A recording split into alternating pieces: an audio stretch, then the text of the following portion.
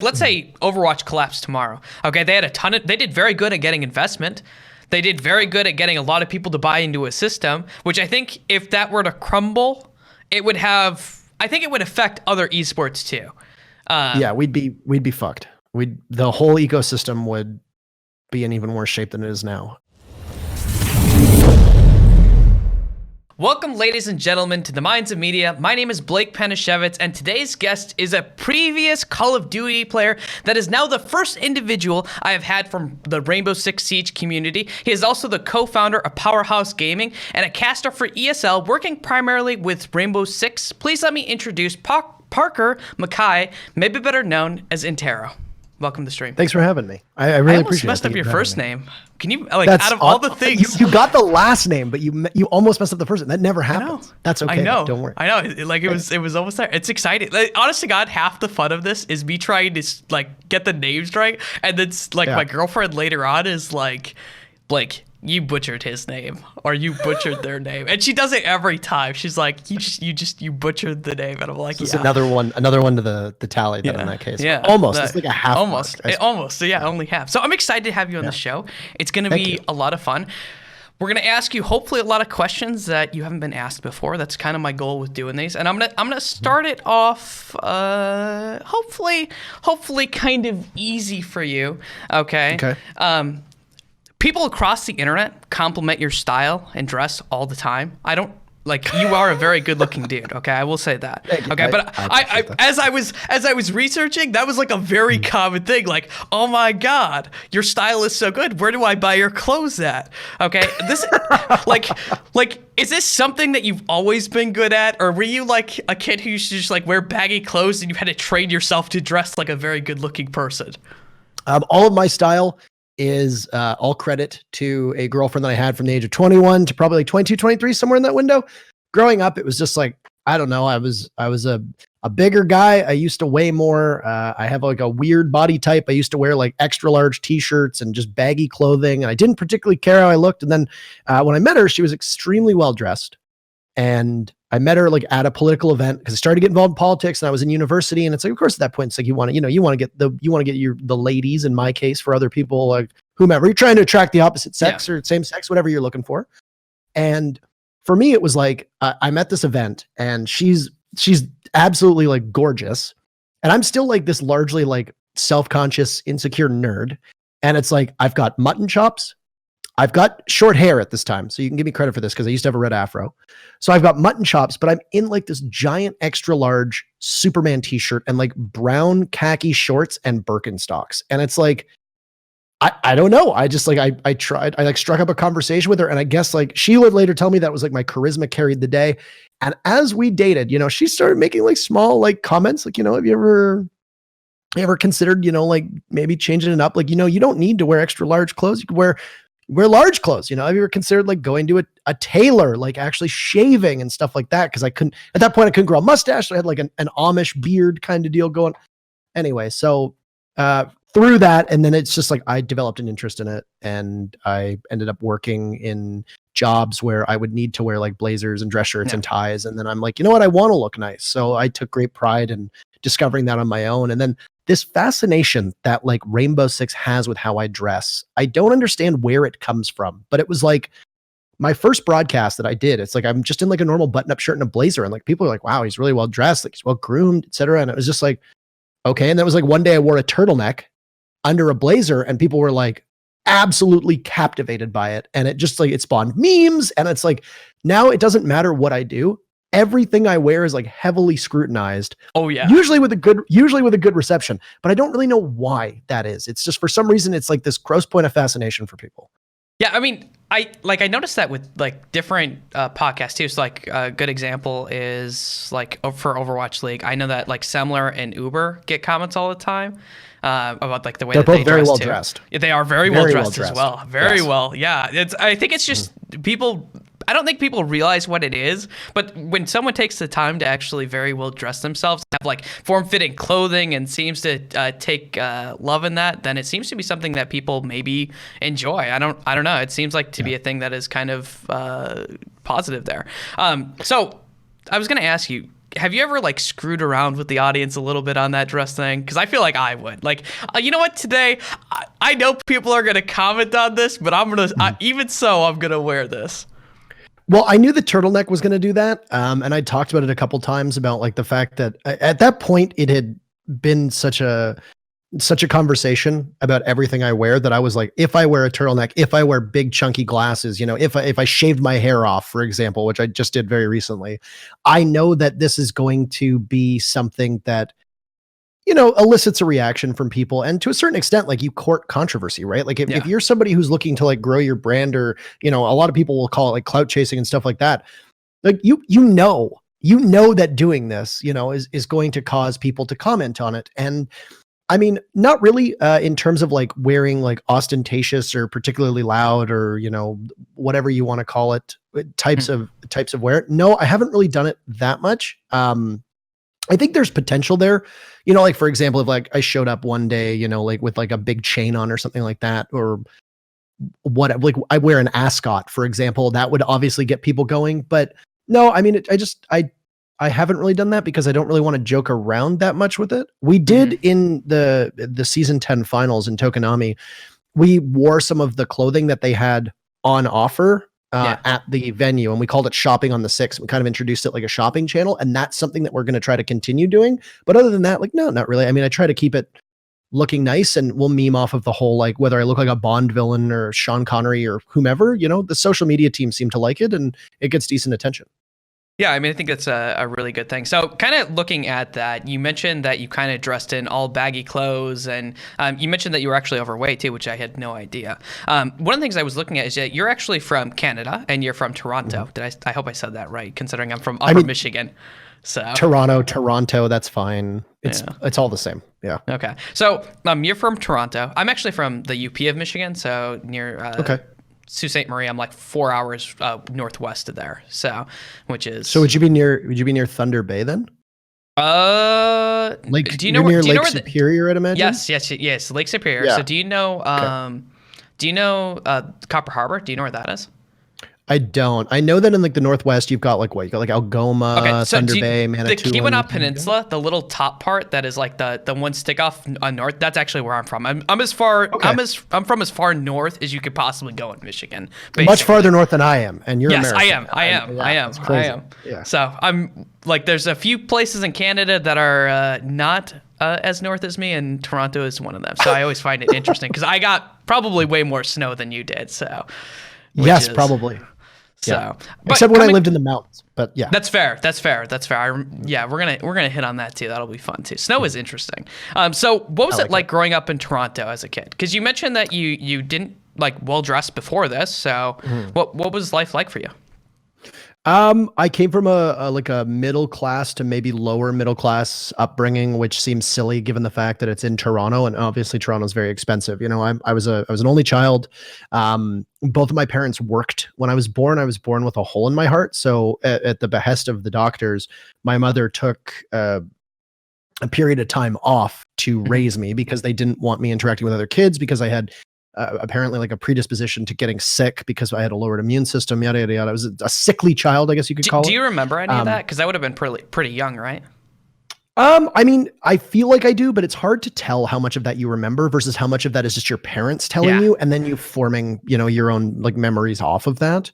But yeah, I mean, I grew up in North York, in Toronto, up and around the Yonge and Sheppard area, which is a very multicultural part of the city. I mean, Toronto obviously is very multicultural on its own, but I went to a couple different schools where it was like, it was almost like, being white made you a visible minority, which was crazy because it's like, I've talked about this on stream before. It's that my graduating class, when I left grade 8, which was middle school, there was like 200 and something children that graduated, and about 110 of them, if not more, were like visible minorities, quote unquote, which would then make people who weren't a visible minority a minority. So it was, for me, it was really interesting because it was like, I didn't grow up in like an enclave, of whiteness. It was really nice to actually like go around, and it's like growing up, I saw signs written in Arabic because there's a huge Persian population there, signs in Korean, signs in Japanese, signs in, in Cantonese and Mandarin, among other things, mind you. And it was nice. like I said, my parents didn't have a ton of money, and because my mom had to like look after me, and then we lived off of my dad's income for a while. And I mean, we used to do shopping trips in the summer to like the lower budget retailers to buy me clothing. And it was like, it's not that my parents aren't fashionable. It's just that they didn't really like care to be like, this could be a size smaller, I just said like, hey, I like this. And then that was it. And yeah, I mean, it was a little bit, I started out really, really tall, and then I just kind of stopped growing, and I grew instead by getting like chubbier, and I had a weird body shape because I got big shoulders. So it's like shirts don't really fit me, etc. And yeah, I mean, what did your parents do for a living?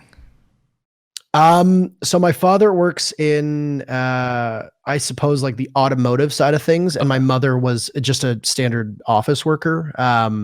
Very, very like bland. Both of them went to college. I mean, it's your typical like boomer jobs.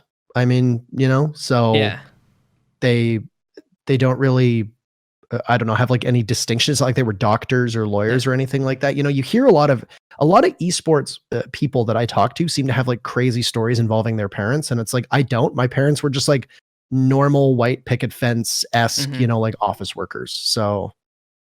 Okay. So looking at growing up, you mentioned that you were a single child. Do you think that was a blessing, or do you kind of wish that you had brothers and sisters? Well, fun story. I was originally supposed to be a twin, and then the other twin stopped developing at some point. So there you go. So my parents fight over whether this is what happened or not. But at one point, my mother was like visiting my dad's fathers, I guess, is my dad's parents, and she was like lying on the couch or something like that, and apparently like a dog jumped on her stomach, and she suspects that that's why my twin stopped developing. I mean, I'm assuming it was like an identical twin. I mean, it was still kind of early. It was, I think it was only like a month and a half in or something like that, maybe 2 months in. But I mean, it would have been different. I look at it now, given the fact that my mother had to stop working for an extended period of time. If there had been two of us, I don't know how we would have survived financially. We probably would have needed to left Toronto or leave Toronto at some point. Words are challenging. I probably would have had to like leave Toronto at some point to go somewhere into the surrounding areas where it was much cheaper, because I don't know if they would have been able to afford rent. And the place that we grew up in Toronto was just an apartment. It was a 1-bedroom apartment. So it's like, if there was two of me, like, what if we shared like a small apartment bedroom? That would have been miserable. And it was also nice because it's like you get your parents' full and undivided attention.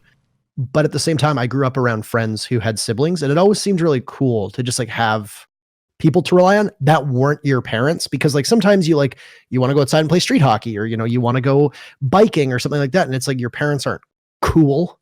Yeah. So you kind of want to do that like with a sibling, right? Yeah, I understand. So you mentioned that you grew up in a 1-bedroom apartment. Is like everyone in a 1-bedroom apartment? Oh, sorry. So no, it was a 2-bedroom apartment. I just meant like I only had 1 bedroom. Like there was only room for me. Outside of my parents' room, there was only one other bedroom. Apologies. No, you're good. I just wanted to clarify that. You're all good. No need to apologize. So yeah, I just realized my words could have been less clunky there. Yeah. You're good, fam. We got lots of time. To clarify things. I'm in no rush. So good. So kind of looking at school then, what were you like in school? What was school like for you?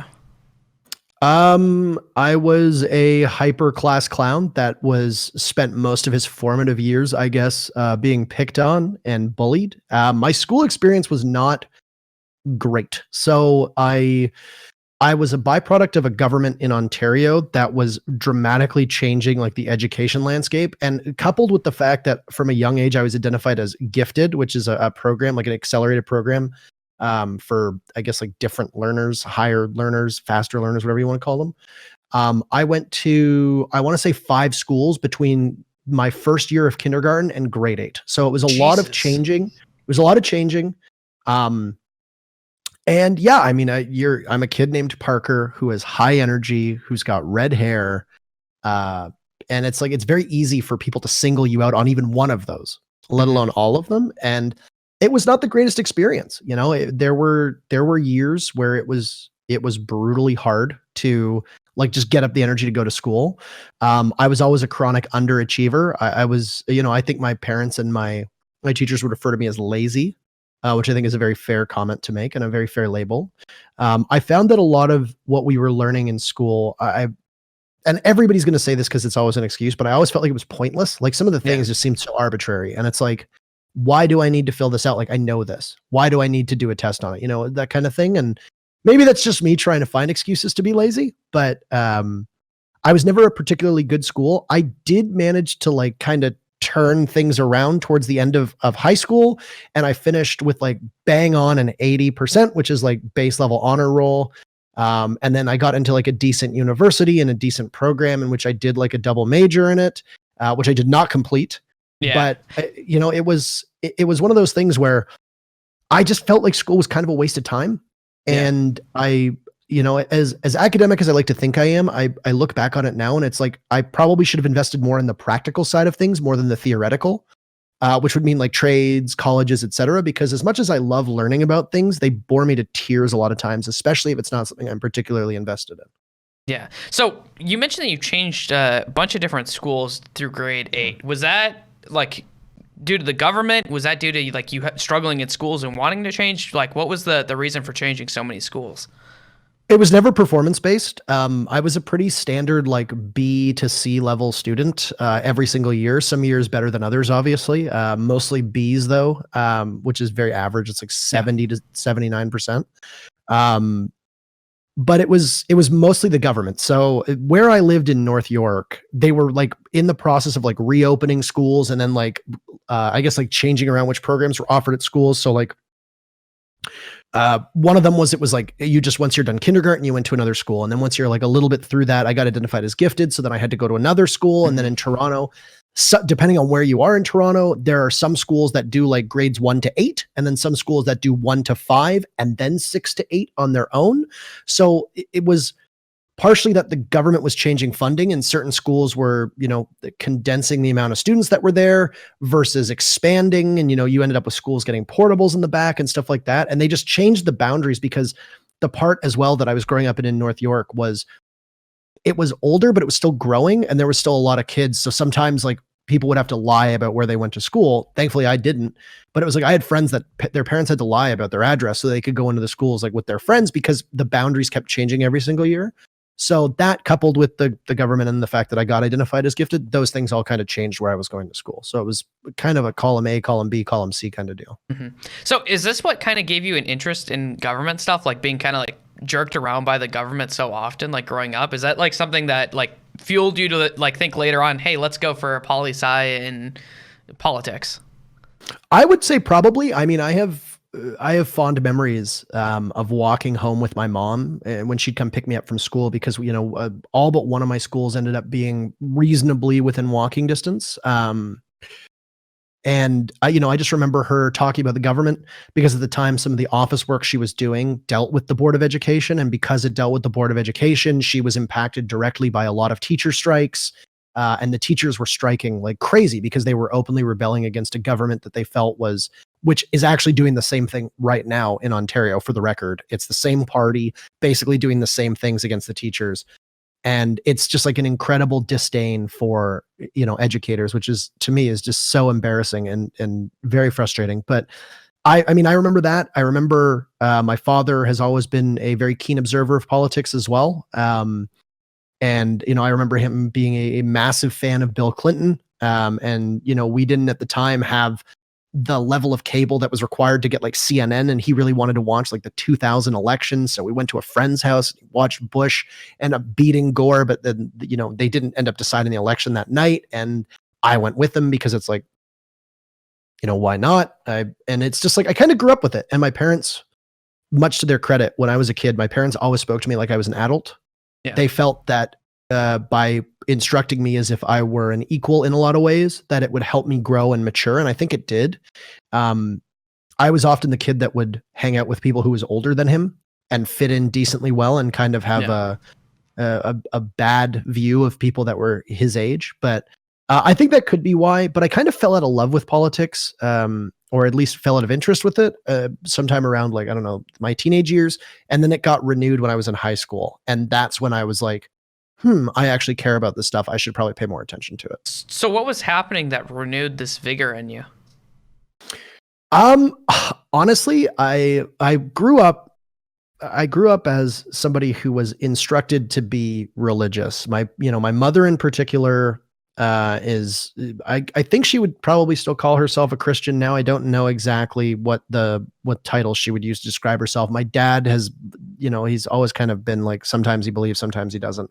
But it was like growing up, it's like I had a very traditional set of values, and I remember thinking back, it was like, well, I didn't approve of same-sex marriage. I didn't approve of abortion. I had a very almost hardened conservative line on a lot of things. And they were those opinions were informed by the fact that I was religious as well. And as I got older, I started to hang out with people who didn't hold those same opinions. And I think just the times changed as well. When you're starting to get older and you're starting to realize like these aren't that big of a deal. And then in high school, I had a friend who was a Buddhist, and I was very interested in it because I was finding that a lot of my questions involving like God and Christianity and stuff like that, I was not getting answers that I enjoyed or I agreed with rather. And I took a world religions course after this in grade 10 because I was, fascinated with it. And then I realized that as I started to learn more about the religions and the histories of these kinds of things, that my politics started to shift as well. And then I think the big thing, honestly, was the rise of Barack Obama. He started to come about as a politician right as I was hitting the end of high school. Yep. And I look back on it now, and he is not the man that I thought he was politically. I mean, obviously he had a different message than I think his term as president was able to deliver upon. But I was caught up in the whole hope and change aspect. And then I was inspired almost by his messaging and his rhetoric and his charisma. And I thought to myself, there was a provincial election in Ontario. I think it was 2007 that was going on roughly around the same time. And I was like, I kind of want to get involved in this. And then I did an ISU, an independent study unit for politics class in grade 11 or grade 12. I ended up at a rally with the Premier of Ontario, which is basically our version of a governor, which I thought was crazy to like actually get to meet like the Premier of your province. I was blown away. And then I was just like, you know what, this is like kind of cool. I'd like to stay in this. And I did. And my interest continued to build as I got more involved. One of the things that I've noticed actually talking with a lot of Canadians is their interest in the United States political system. But if you look at a lot of people in the United States, I'm sorry, but they don't care about Canadian politics that much. Like it is a very interesting thing that a lot of people who I talk to who are in Canada are like, oh yeah, like we're following your politics like better than, to be honest, like some Americans follow politics. Do you think that, like, what's the reason for that? What makes you so interested in the United States and our politics, besides we're a crazy country that could destroy the world? I mean, I had to look it up because obviously I don't have it memorized, but our current prime minister's father made a quote talking about America where he said that living next to America is in some ways like sleeping with an elephant. No matter how friendly and even-tempered is the beast, if I can call it that, one is affected by every twitch and grunt. And I think just our proximity to your country, we consume a lot of your media, we get a lot of your advertising, it bleeds over the border. A lot of your channels, your news stations, etc., are, coming from you. You're the media center of the world. Like, there's just no way to not see that influence. We share the longest border in the world. We are immensely strong trading partners. We have a large history together, and we can't really avoid it. And it's like, for Americans, Canada is a much less significant country to them than America is to us. To every country in the world, America is significant. To how many countries would you say the same about Canada? Probably very little. Yeah. Even, Brits don't really know about Canada, and we're a former colony, for crying out loud. So it's like, when you're if America is a celebrity, America, is like Brad Pitt. Everybody wants to know about Brad Pitt, and then we are, I don't know, some Z-list, or well, I guess technically since I'm Canadian, Z-list celebrity, like that is starring in a bunch of like indie art house films, but nobody really knows about them because they don't need you're to, Bruce right? Campbell. So, you're B-list, Bruce Campbell. There we go there. I don't know. I don't even know if we're Bruce Campbell. Like, I'd say Bruce Campbell's like the UK or Germany. Like, I mean, I think we're below Bruce Campbell, but no, we are very fascinated, by America. And there's also a smug sense of superiority that Canadians have, basically being like, why is your country a mess in a lot of ways, which is very hypocritical because our country is equally a mess in a lot of ways. And it makes us feel better to kind of bury our heads in the sand or look elsewhere. So, Yeah, I guess that I mentioned a lot of things look ridiculous. I know that like as far as like one of the big things that gets brought up in the United States right now is like obviously healthcare, and people always go to Canada, and I think that Canada does a lot of things very good with healthcare, but I think that their mental health, from what I have seen, is kind of a mess as well. So at least in that aspect. Is there any country that gets like mental health well though? Like it seems like it seems especially with like. I think some of the European ones it's covered under.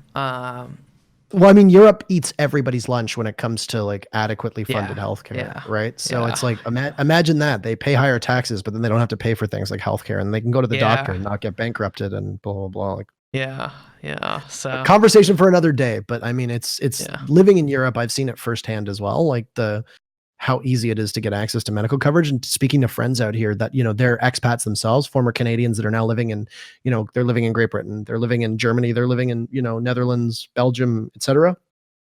They're all just like, the healthcare system out here kicks ass in comparison. So one of the things I wanted to ask you is you actually mentioned that the girlfriend that helped change your style up and give you those pointers mentioned that you were very charismatic. Is that something that you've always kind of had as a skill? Have you always been the person who can just talk really well to people, or no?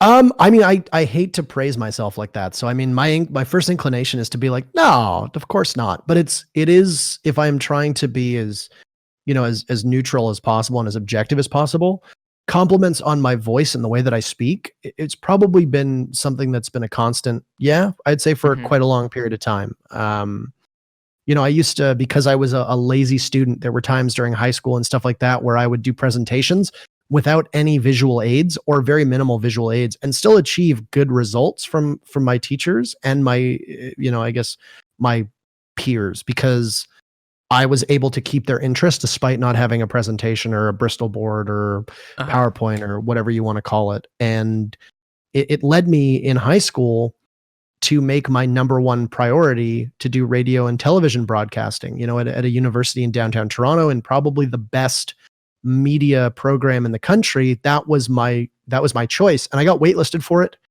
And I took the first offer I got because I was terrified of not going to university, which ended up being politics. And how funny it is that through politics and all of that, it leads me on this incredible path. And now, without any formal training, I am in the industry which I wanted to go into when I was 17, 18 years old. Was college something that was pushed hard by your parents? Because I know my parents pushed college hard. There's a part of me that really regrets going to college, because I kind of got like, it's like a swindle. Like what they tell you, like they're like, go live your dreams, but you need to go to college. But a lot of times you go to college and that doesn't really mean that you lead to your dreams. Yeah. I will say that both of my parents, my mother in particular, were exceptionally insistent on me getting some form of post-secondary education. In Canada, we have basically like 3 streams. We have university, which is more theoretical learning, more academic lectures, etc. We have college, which is more hands-on, actual like practical work. Maybe less essays, more actual doing, etc. It's usually shorter too. And then we have like the trades, which is just learning to, be a plumber, be a woodworker, whatever you want to be. To both of my parents, both of whom went to college, they wanted me to go to university. And that was the path I had taken in high school as well. I'd taken the academic rather than the applied path, which means that I get, I do courses that prepare you for university and all that kind of thing. And I think I definitely have the intellect for it, but like I said, I did not have the enjoyment of the whole theoretical blah, blah, blah. I would call it bullshit, theoretical bullshit that comes with it, because it's just like so much of it is just anyway.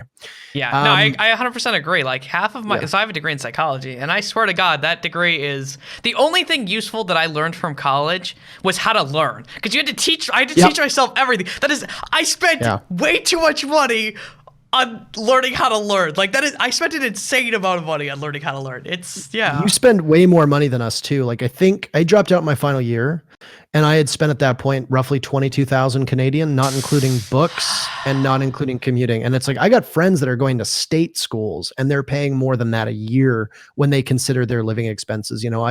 Being in the part of Toronto I had access to transit and my school wasn't too far away from me. So it didn't really cost me all that much. I didn't have to live on campus, which I kind of disliked. I really wish I'd gotten the college experience. which I would later get when I moved out west, and I lived in like this mountain town for 2 years. I basically got the college experience, except this time as a 24-year-old with no debt, making quite a lot of money, just being a server. It was great, but no, it was pushed pretty heavily. My parents controlled the purse strings because they wouldn't let me work when I was in high school until my final year. So I was very much at the mercy of where I applied for what programs and how far away from home. That was all decided by them in high school. I didn't really have that much of a say, not as much as I would have liked. In fact, most of the schools I wanted to go to were, not really within commuting distance, but they did not want me living like on campus because they felt that I wouldn't take my studies seriously, which fair play, I probably wouldn't have. But at the same time, like it's very easy to be resentful of your parents for that. I agree with you though. I mean, now being 29 years old, having been, 7 months away from getting a degree in what would have been a double major, the way that I see it is what I learned studying political sciences and by extension international relations, and what I actually experienced working in politics, whether it be field work, whether it be, actual work at ministries, etc. The things that I learned in university had very little real world application. It was mostly learning theory behind politics, which is great. But I agree with you. The whole thing that degree would have done is prove to people that I was capable of getting through a degree. That's it, which I think is far more notable for the discipline that is required than the actual learning that you do in the program itself. Yeah, 100%. Because I don't know, there's just like you mentioned it, you got to where you wanted to go anyways. And I think I whenever someone's thinking about going to college, my recommendation is maybe you want to wait a year or two, just a year or two, and look at you're 18. Do you really want to make this big of a decision this early on that could literally dictate the rest of your life? Maybe wait, maybe work, have some fun. How insane is it that we ask like 17-year-old kids to set up the rest of their life? Like, to me, that is at the time, I remember saying that to my parents, like, it's crazy that I'm picking a degree because what if I don't like it? There's literally hundreds of careers out there that I could possibly enjoy. And in 2 to 3 years time, what's to say that I'm still going to care about this? It to me is insane that we lock people in. And that's a big reason why I'm a proponent of like at least cheaper education. Cause it's like, what if somebody hits the age of 26 and they're like, shit, I don't want to do this anymore. Look at me. I wanted to do radio and television broadcasting. That's where I'm in right now, obviously through a different means. But then it's like, okay, I go into politics. I was interested in politics. So at least I had like a fallback program. But then at the age of 26, I was like, nah, I want to do urban and regional planning. So I get accepted into an urban regional planning program, which I then have to drop out for to take this job. So right there's 3 separate degrees that I could have easily taken. And it's like, they're all wildly and vastly different jobs. Yeah. So, yeah. So I wanted to kind of go back on this a little bit. You mentioned you were bullied. I was bullied too. Did that, what was that like for you kind of growing up being bullied? Because I know for me, I ended up becoming functionally a shell. And that's why I played video games all the time. Because it was like, how do I avoid everyone? Yep. So what was it like for you? Same thing for me. Same thing? Same thing for me.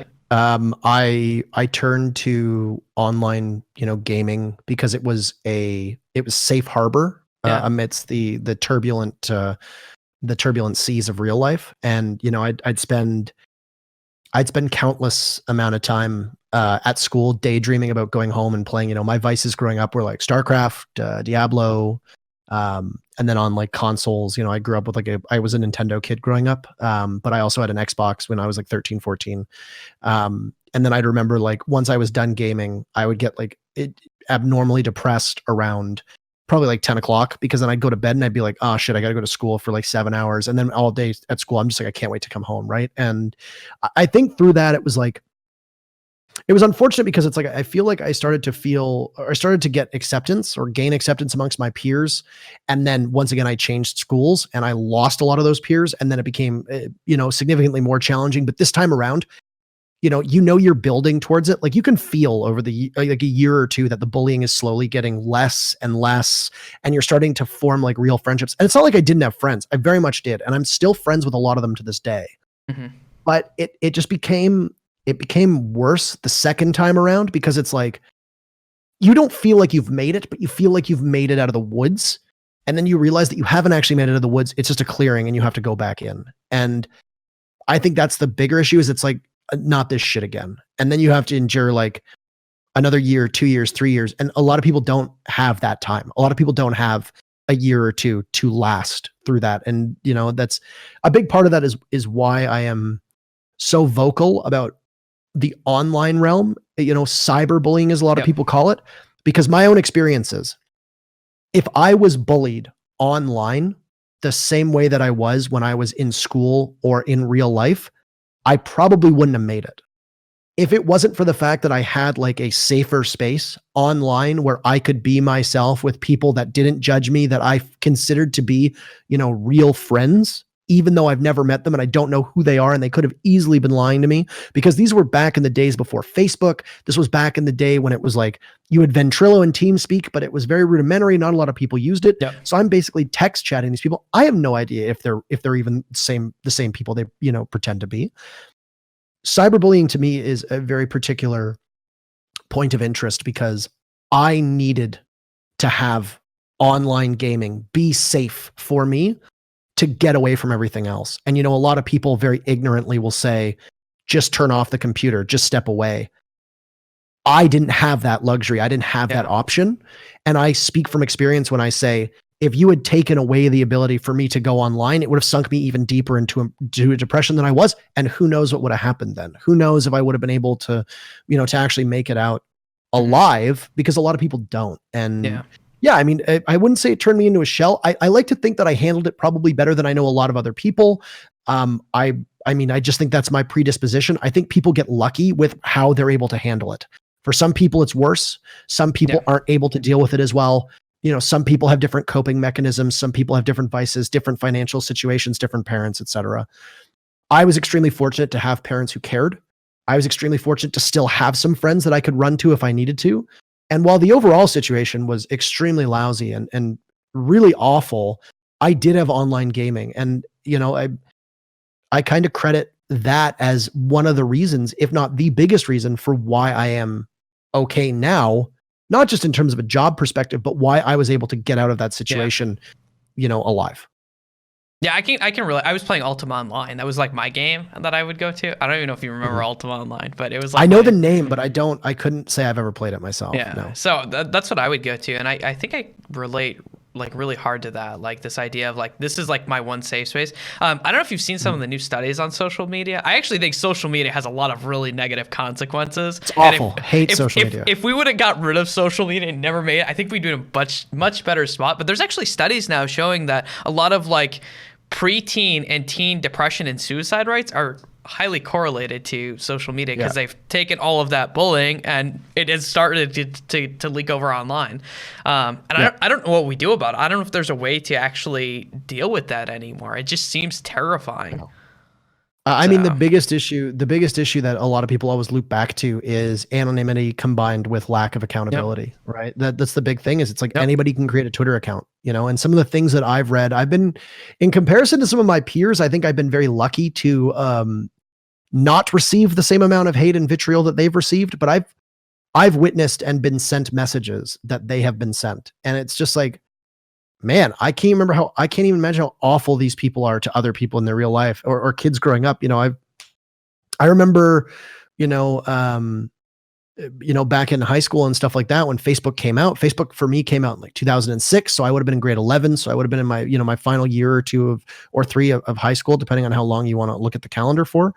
And it's just like, I remember there being like literally like hate Facebook pages that would be made and shit like that. And it's like, kids are mean and nasty. And the problem is that there's no way to hold them accountable. And I find that a lot of times our education system isn't well funded enough to deal with it. And the problem is that teachers and, mediators and administrators can only do so much. A lot of that is hard-coded behavior from a young age. Yeah. Bullying perpetuates bullying. Broken homes perpetuate bullying. Nastiness from your parents, etc. Financial issues, poverty, etc. All of these things play a huge role. And it's like, if you're a 16-year-old kid and you're an absolute shithead and you're bullying everybody and you're just like this monster, are you redeemable at that point? I mean, I'm not a psychologist. You are. I'm not a psychologist. Clarify. Fair. Own a counseling firm. Got to clarify that. Fair. You're good. But it's like at what point it's like, how do you fix that? Like, yeah, you can expel the kid that created the Facebook group from school. Yeah. You can have them apologize, which might not be heartfelt, but it's on Yeah. social media. Like, you've expelled them from that school, and now you basically just made them somebody else's problem because you didn't expel them from Facebook. So Yeah. what comes next, right? Yeah. And how do you mend the harm that was caused to that person in the first place that was the target of bullying? Yeah, I don't like. It's funny. I was streaming the other day, and one of the things that we were talking about was actually school systems. Because there's a school in the United States called like Exeter or something like that. It's a specialized private school that charges like $50,000 a year in tuition for like their elites. But it's also probably one of the best schools. But they have things like roundtable discussions, and like the students more or less run the classrooms. Like, yeah, it'd be really nice if all our public schools actually did that. But it's like there's a reason they charge $50,000, right? It's all it all comes back to money.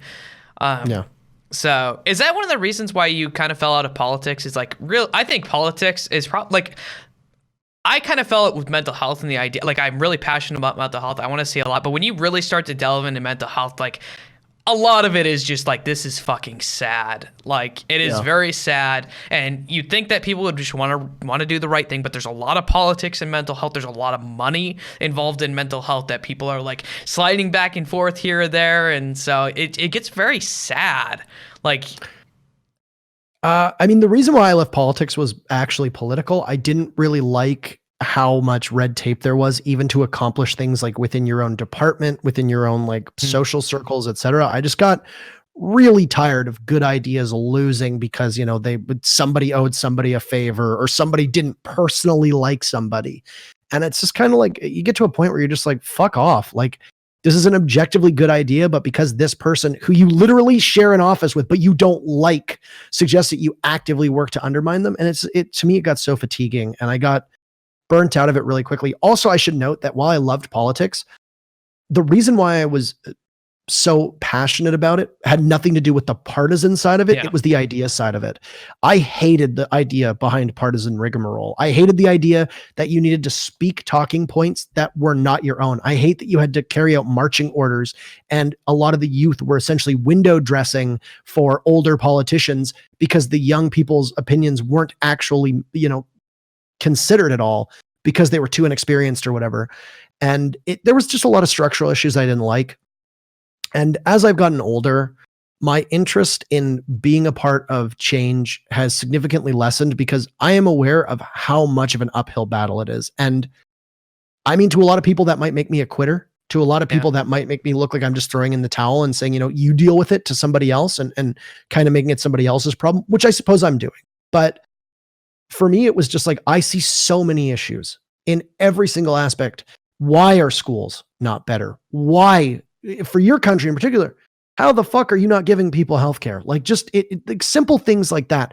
What is the purpose of having a society and a government if we don't take care of ourselves and if we don't take care of other people? And that's just part of my own like ideological beliefs. And I see very basic things losing to people with money, to people with power, to people with influence, because obviously power, you know, it precedes power. It just builds on it. People with money don't want to relinquish that, and greed ends up ruling the day. And it gets very defeating for me. And it's not that I couldn't keep fighting the good fight. I could have, but I realized after spending about 6-ish years, 7-ish years, somewhere in that within politics, my footprint as a political soldier was pathetically tiny. And I feel like among my peers, I was one of the most active. Hello? You okay? Yeah, I can hear. Oh, my computer turned off. Okay, weird. I'm still here. I feel like it's because I haven't touched my mouse in a while, so I guess it must have timed out. Interesting. So yeah, I mean, that's gonna go in the video. So I don't know how to work computers. There you go. That's okay. My computer's been like randomly shutting off recently. Anyway, I just feel like I was probably one of the most active people too. And I was, you know, I took a prominent position on issues and I was outspoken, and I still feel like my impact was very small. And I can't imagine how much smaller it would have been if I had been somebody who was maybe a little bit more relaxed about their involvement. Interesting. So you obviously mentioned that your parents had a large part to do with you kind of getting into this college. Did they also kind of push you towards the degree, or was there like, listen, you can be a doctor, you could be a lawyer, you could be a, like, how much push did they have in this decision of going into this? Well, I mean, I really wanted to do like I said, I really wanted to work in media. I really wanted to do journalism and stuff like that. And My mother in particular, my father backed her up on this. It was not solely her fault. And I don't want her, if she watches this, I don't want her thinking that I harbor any resentment towards her, because I do not. But my mother has always been the far more outspoken one of the duo of my parents. And she very much saw that the best idea for success would come from something that was sustainable in terms of, it's going to be here in 10 years. And I mean, looking back on it, in 2008, which is when I tried to enroll at universities, journalism was slowly dying, but was still there. Yeah. Now the idea of going to school in 2020, the idea of going to university for journalism and expecting to make any form of career out of it is sheer lunacy. Yeah. At this point, unfortunately, a degree in journalism will net you very little. And they were right in that regard back then, being like, maybe pick something longer term. And, politics will always be around, though I would argue that a degree in political science qualifies you to do absolutely nothing. At least it gives you, as we noted, a degree that says, hey, I made it. Right. Yeah. And you can always go for a master's degree, I feel like, with a poli-sci degree or something like that. Yeah. Whereas journalism, I mean, you might be able to go for some things, but I think the options are way more limited. Yeah. And a master's degree was what I was going to do. I was going to do a master's in public policy had I graduated, and then obviously things changed. So. So she had this idea, which was actually a good idea. Like, I mean, if you are going to go for something, you should probably, like, it makes logical sense. It just doesn't make human sense, right? Like, as far as like factoring in like the human and everything that kind of goes with that. So you go into this, were you into it? Like, or was it something like, oh, I kind of have to do this because it was something I was pushed into? Like, I mean, from a total ego sense, I loved it because I feel like a lot of the people who were in my classes were not political savants by any stretch. They were mostly people who were doing the degree for the sake of either doing a degree or because they didn't know what they were going to do, or they had an interest and were hoping to discover that interest through the degree. Whereas I had already had some, not considerable experience, but enough experience where it was like, I felt very comfortable talking about issues. I felt very knowledgeable. And I mean, for me as some 19, 20-year-old jackass, it was great because I honestly felt like a king. Like, I feel like I could engage in debates and I had a better understanding of the material than they did because of my experiences. And I just, being like a more outspoken type of personality, I didn't shy away from doing that. So for me, it's like, I liked a lot of it because it was like, hell yeah, I feel like I know stuff. Like, I feel like, I've made it. And to some people, maybe they thought I was a dickhead. I'm sure they did. To others, maybe they respected the fact that I had insight and knowledge that they didn't have. But for me, it was like, I thought large parts of it were tedious, like I said, because the actual practical application of what I was learning was very minimal within politics itself. But at the same time, it was like, it was new stuff. I was learning things I genuinely never learned before. And that's what made it exciting. I mean, that makes a lot of sense. I was going to ask you, because you kind of mentioned like being a jackass. Do you think you were someone who was not very nice to people when you were in that? Because you definitely kind of lead that a little bit, that, hey, I was in a new area. I was intelligent, more intelligent than the other people. And I probably abused. I know that was something that I had to kind of struggle with because I got bullied too. And so when I got to some place, especially 100%. when some of those people were failing, like, who had previously like been in school with me, I was like, yeah, fuck you. So I like to think that I emerged from my whole situation being not a social pariah when I was younger, but definitely somebody who was on the lower end of the social totem pole. And as I began to feel comfortable like rising up my places on that totem pole, I absolutely do think that I started to lack empathy, and I adopted that hard-edged kind of belief system where, and you see this quite often, where it's like a fuck you, I've got mine. Like, I've made it now. Like, why are you being bullied? Like, stop being weak, stop being a victim. Like, this was my experience and I made it out just fine, And yeah, I absolutely think that because I went from being somebody who was picked on quite a lot and was not particularly well liked and not popular for a long period of time, that when I did start to feel popularity, it felt like I was a king. And yeah, I definitely could have been nicer to people. Yeah, I definitely could have been more empathetic and more understanding of other people. And it's something in time I started to unlearn, and I started to mellow out and refocus my energy on the empathy and compassion side of things, which is now it's like, I think that being in the job that I'm in right now, and even just being in politics, if in any way, shape, or form you are competing for a job or a position of which there is very limited quantity, you need to have an ego of some kind to say, I'm better. In my job right now, when I'm approaching a situation for contract negotiations, or I'm competing for a brand new contract or a new gig, I need to say to a tournament organizer, to production staff, to companies, etc., I'm the shit, and here's why. You have to sell yourself. You need to have an ego of some form, which is why I always kind of find it funny when people will say like, oh, this person's egotistical. It's like, well, I should hope so, because if you don't have an ego, it doesn't matter how good of a caster or an interviewer or a journalist or whatever you are, you're going nowhere, because people who are hungrier will sell themselves and market themselves better, and those people will get the jobs. You have to be active. You can't be passive about it. So, I mean, I do think I have an ego. I think it's decently healthy. I like to think that it's lessened over time as I've gotten more comfortable. But I think that's actually very interesting that you mentioned that, because I did definitely think that there was a period of time in my early 20s where I was very confident in who I was.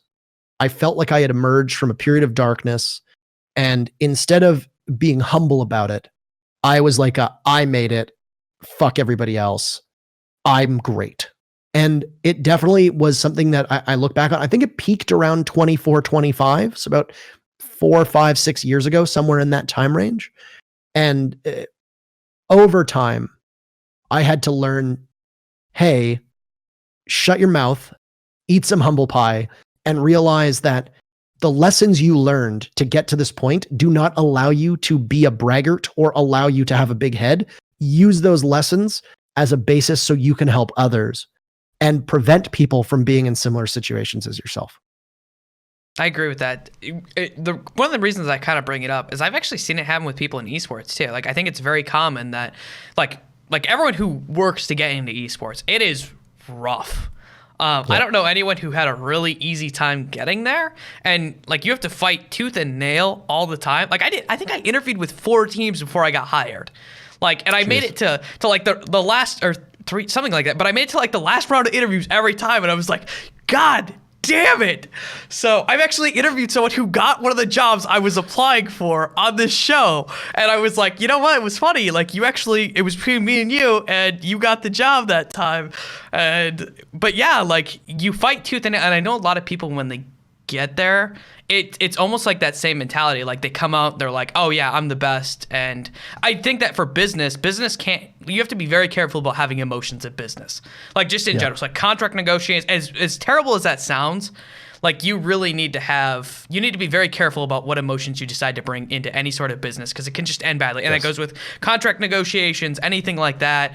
Like, business is business. Friendship can come after the business is done, which is an outlook you need to take. But I did notice that with esports kind of too. But obviously you went through this earlier on. By the time you got into esports, was that something that you didn't have to worry about again? I was going to say, actually, my path into esports is probably, I would imagine you'd be harder pressed to find somebody in the esports system right now that had an easier path into yours is pretty professional easy. Esports. Mine's super easy. I was in between jobs. I was going back to school in the fall. Timeline right now we're looking at is probably May 2017. I had a good microphone. I had a good computer. I'd always wanted to build a nice PC. I got to a point financially where I was able to do that. I was playing video games, and I got a number of compliments among friends and all that jazz about the fact that, your voice sounds good. You sound like a broadcaster, which is like, we tie back to one of the very first questions that you asked, which is, it's like, I had people from a younger age telling me like my voice was charismatic, or it was easy to listen to, etc. And then one day, a guy's his power supply just failed to work, and it was I had some friends who were competing in this tiny league. We're talking end of May 2017. I decide, hey, I've never casted before. Why not give it a whirl? I did 2 practice casts for MW2T back in like 2010 that I never saw, and I don't think ever saw the light of day. And that was it. And I figured, you know what? Okay, I'll give it a whirl. We'll see how it goes. The reception was good. There was such slim pickings for professional Rainbow Six. The scene was still at that point. The player base for Rainbow Six was paltry. The actual talent within the scene was non-existent. Nobody was interested in doing this. You had to move to Poland, which all on its own was unpalatable to a lot of people, especially Westerners that have maybe a negative perception of Eastern Europe. And I basically went from literally never having casted a game of Rainbow Six like May 20th to September 27th or to September 25th, sitting at the Pro League desk casting Pro League. Very limited adversity. I accidentally ran into Kickstarter Online because I needed his advice on something. And then I literally got headhunted. The product manager from ESL shot me a DM on Discord and was like, Kick said that like you might be interested in casting Pro League. Would you like to come out and try? I mean, like for me, it was like there was no competition. There was no having That's gonna to be like almost winning the lottery, isn't it? That's gonna be. I cannot believe it. Like I went like 3 months. That's my window. Like I went from being nobody. I went from being somebody who never casted Rainbow Six Siege to never even casted really anything ever. Period. Never having done any of that in the realm to 3 months later, sitting on the broadcast to now, like I think what you could say is probably one of the two of the main duos in the history of Rainbow Six Siege. And it was like, I didn't have any adversity.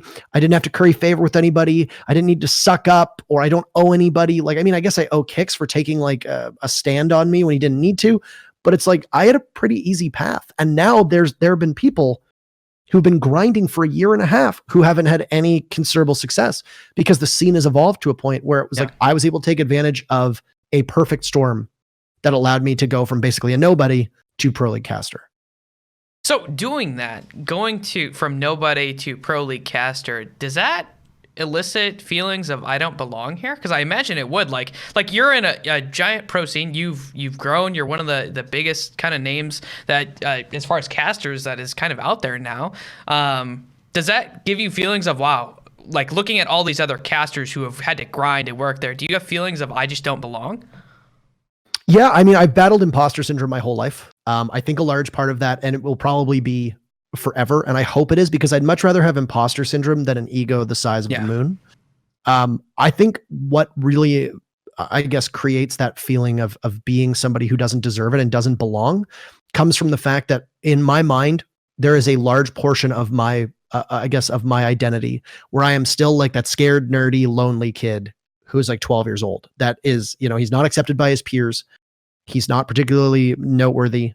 He basically doesn't exist to most people. They would probably be happier if he didn't exist. Like that is like, I would say probably like half of my brain. So I always identify as that. And there are times where it's like, I'll go to send a tweet and I'll be like, wait, like who the fuck am I to send that tweet? Like, what am I? I'm not an authority. I'm not, what am I doing? Like, what am I doing? Like, yeah. And it's hard because it's like, you have to kind of fake it. Like there are times where I'll send a tweet and then I'll be like, somebody will respond to my tweet being like, what are you the authority on this? Like who are you to say this? Whose authority are you tweeting this on? And it's like, I'll look at it and I'll be like, you know what? You're absolutely right. I'm just some fucking guy. Why am I the one taking this authority role? I'm not a public figure. And I get very uncomfortable when I have like real life friends who discover like my Instagram or my Facebook or my Twitter or whatever. I've had a couple friends like see my Twitter and see that like I'm verified. I've got like 75,000 followers, like, or my Instagram, like it's got like, I've got like 31,000 followers on it. And they'll like message me and they'll be like, you're fucking famous. And I'm like, no, I'm not. That makes me deeply uncomfortable. But it's like, I then look at it and I'm like, I just do a job. It's a cool job. And I think I'm good at it. And I don't think that my success is unearned. But then I look at it and I think to myself, like, who am I to have gotten this? Why am I the one that's here? Are there people that are better than me under other circumstances? Would have I gotten here? If there had been a flourishing talent scene, like for example, if I started today and there was, there's 2 Pro League casting duos, and then you got the USN guys, then you got the UK Premiership guys, you got the Benelux guys. Am I the one that's breaking into the scene as quickly? Did I just happen to be the beneficiary of a really good set of circumstances?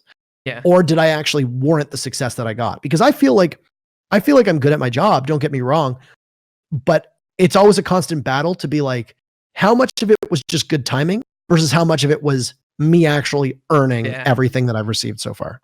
Yeah, I can see that. Like timing is a very interesting quandary when you kind of look at that and you're like, well, I mean, there's a lot of people who might just need a little bit of work and then they can get really good, right? There are definitely people out there. Like, I think it's irrational to say that timing doesn't play some important role. Now, does it play everything? I don't think so. But yeah, it's an interesting quandary. So kind of looking back at like the ego thing, have you seen a lot of people kind of rise up into esports and seen their ego kind of like destroy them as a person? And what's that like to watch a friend who does that? I wouldn't say destroy them as a person. I would say that they become almost unrecognizable in certain circumstances. Yes. I mean, people might say this about me. Behind the scenes, and maybe not necessarily to my face, there might be players within Rainbow Six. There might be personal friends of mine who will say this, that, you know, knew me back when I was just like a dickhead studying in politics, etc. That might say that I've developed an ego. I feel like a lot of people mistake confidence and being assured of yourself as having an ego, because I think in a lot of ways, people are so encouraged to be passive, almost bystanders in their own lives, that just simply taking charge of your own set of circumstances is seen as egotistical, which I think is silly. But I mean, that's a whole other conversation.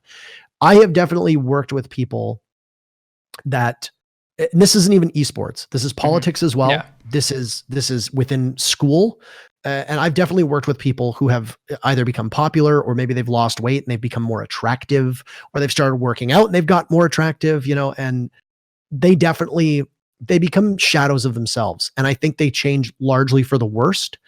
In a job like mine, where you are, as much as we are reluctant, or I am reluctant to say the term, we are public figures to certain people. I'm not a celebrity. I'm not a household name. Nobody knows who I am outside of Rainbow Six. But in my community and in this community in general, you know, we are known, you know, and I know people that have gone from literal nobodies within the scene, and I don't, because everybody takes that the wrong way. Yeah. They go from just not being known to getting, you know, like a taste of success. Maybe they get a couple thousand followers on Twitter. Maybe they have a really good Twitch stream. Maybe they have a couple good opportunities to cast, etc. And they just become monsters. And it's like they feel like they earned everything that they had. Whereas it's like, for me, my perspective is, I do think I earned the success I've had so far. And I think I've worked very hard to get it. But I'm also aware that it's not hard work that's going to get you there. The biggest thing that gets you to where you end up is an opportunity. Sometimes you make those opportunities yourself. Sometimes those opportunities fall into your lap, like mine. Sometimes just random chance decides who does and doesn't succeed. So saying, you know, hard work is the reason why you deserve an ego, or hard work is the reason why you deserve, you know, praise or notoriety, it's absolute bullshit. Because there are people who, I'm sure there are casters that work harder than I do, but maybe they just don't have the innate talent. Maybe they were born with just a worse sounding voice. That is a real thing. Yeah. Maybe their mannerisms are awkward. Maybe their you know, their knowledge of the game is weak. Maybe there's just something that they can't control. Be it luck, be it chance, be it the time that they got involved, etc., that makes them less likely to succeed. And they can work as hard as they want, but hard work is not the full thing. So yeah, I've definitely seen people who think that because they are in this position, they deserve to have an ego. They deserve to have way too much confidence.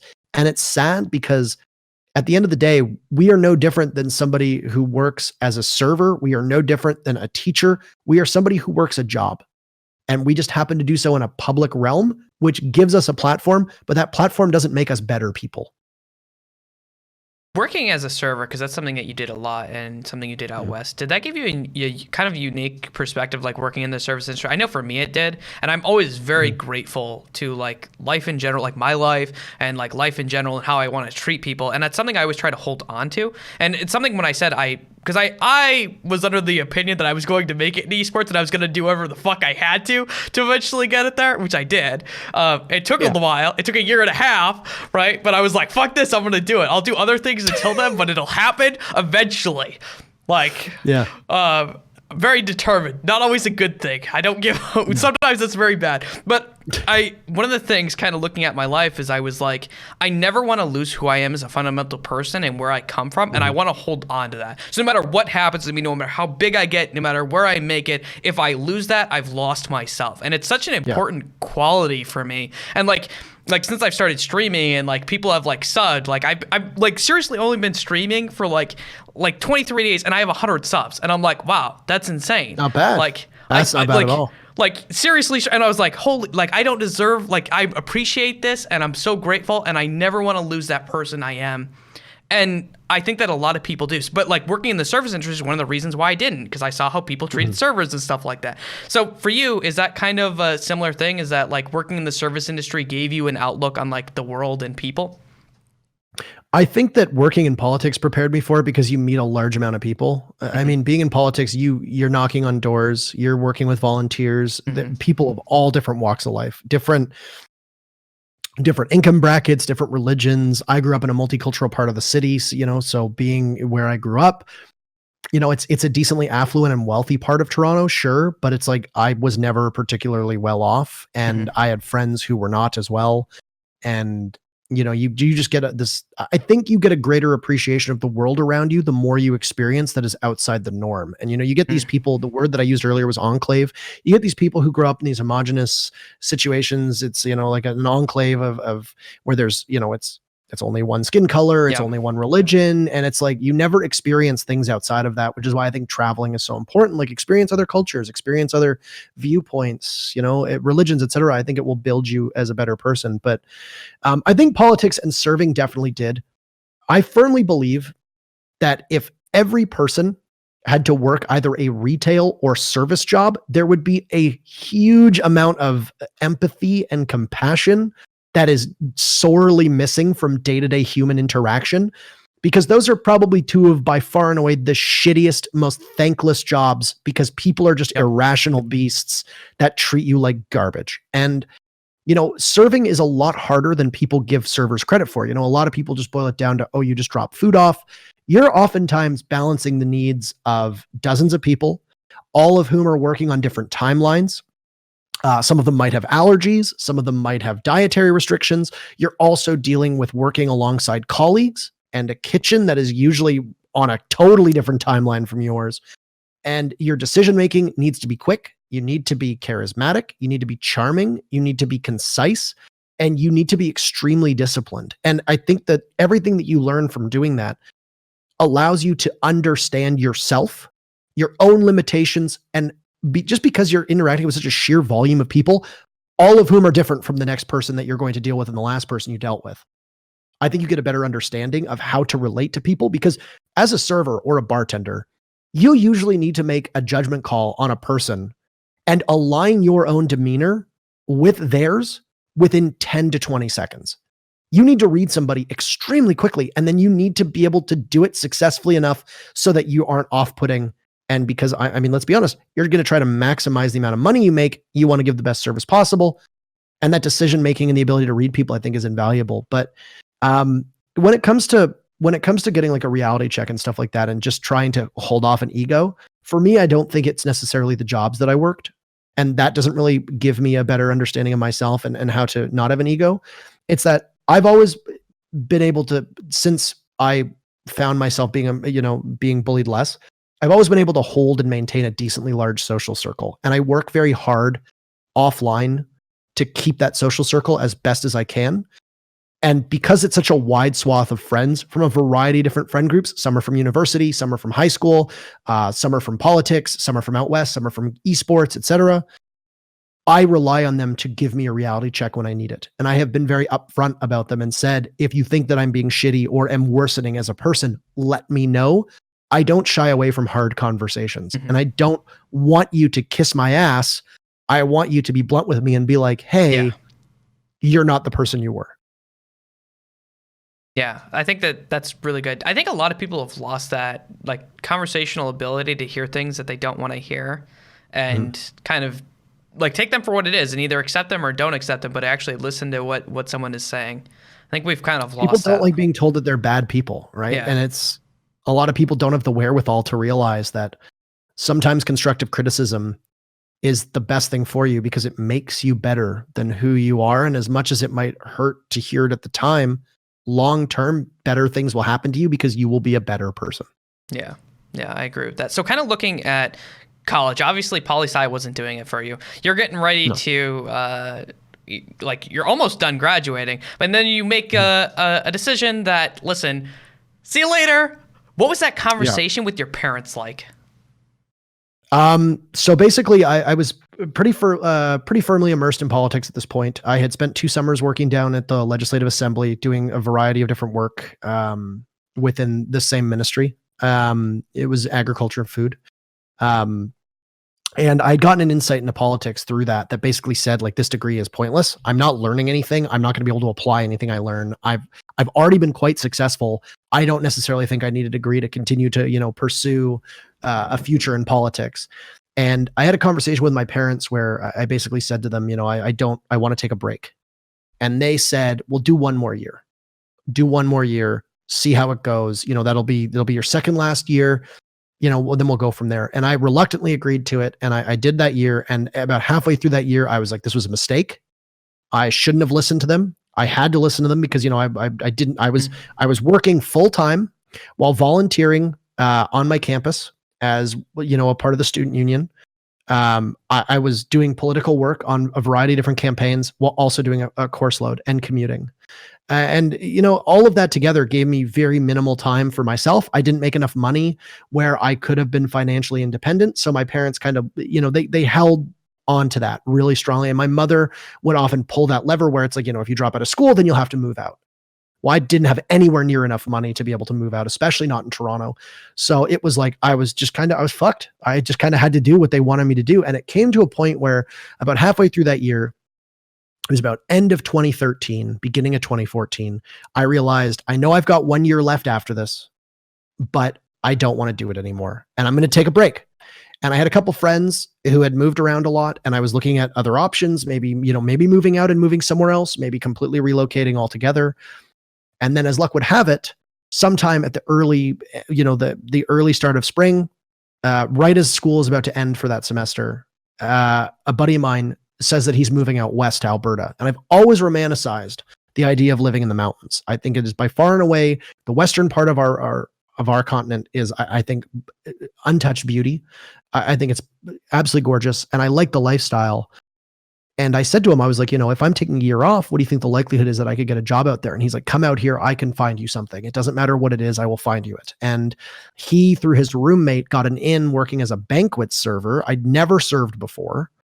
He got an in as a banquet server and said, you don't really need to be a server. It's basically just like, it's catering essentially. You're just, we give you shit and then you run it outside. Like, that's it. And I was like, okay, I can do that. I can carry a tray.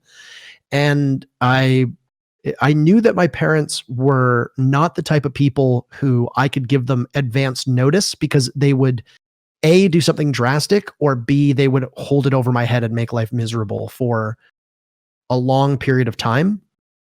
So I basically waited until I was out of time, where just one night at dinner, I'd already had the interview. I'd already tentatively agreed to it. And I was like, oh, by the way, like, I'm thinking about moving to Alberta.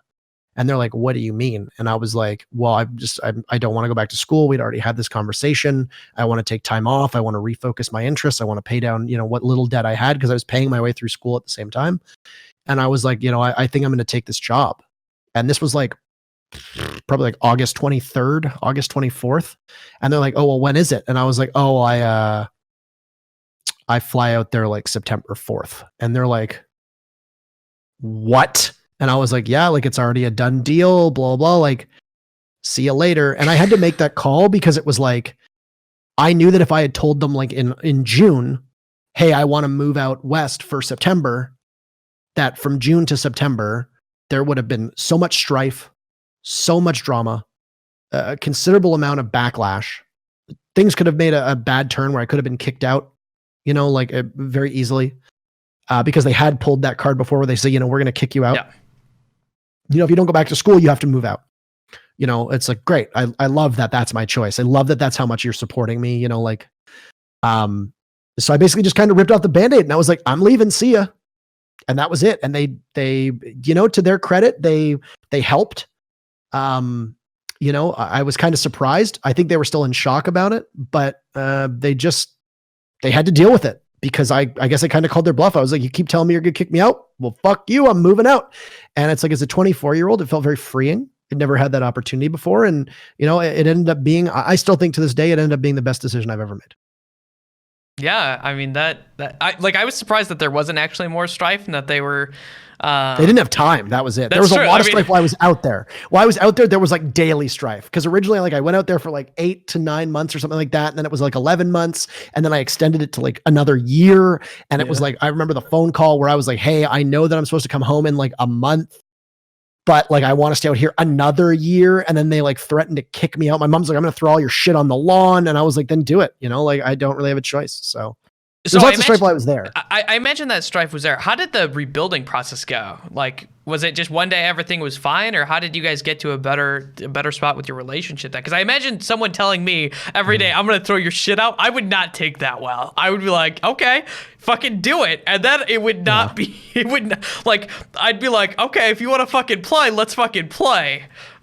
Which isn't good for a relationship. No. My mother is a very strong-headed woman, and she can be very stubborn. But I think over time she comes to her senses. And for me, it's like I don't hold a grudge or anything like that. Yeah. I understood the place that she was coming from, and same with my father, when they were, I guess, very adamant about my schedule and my life. And just I think the perspective they got was just over time they realized, you know, he's in his mid-20s. He's not a baby.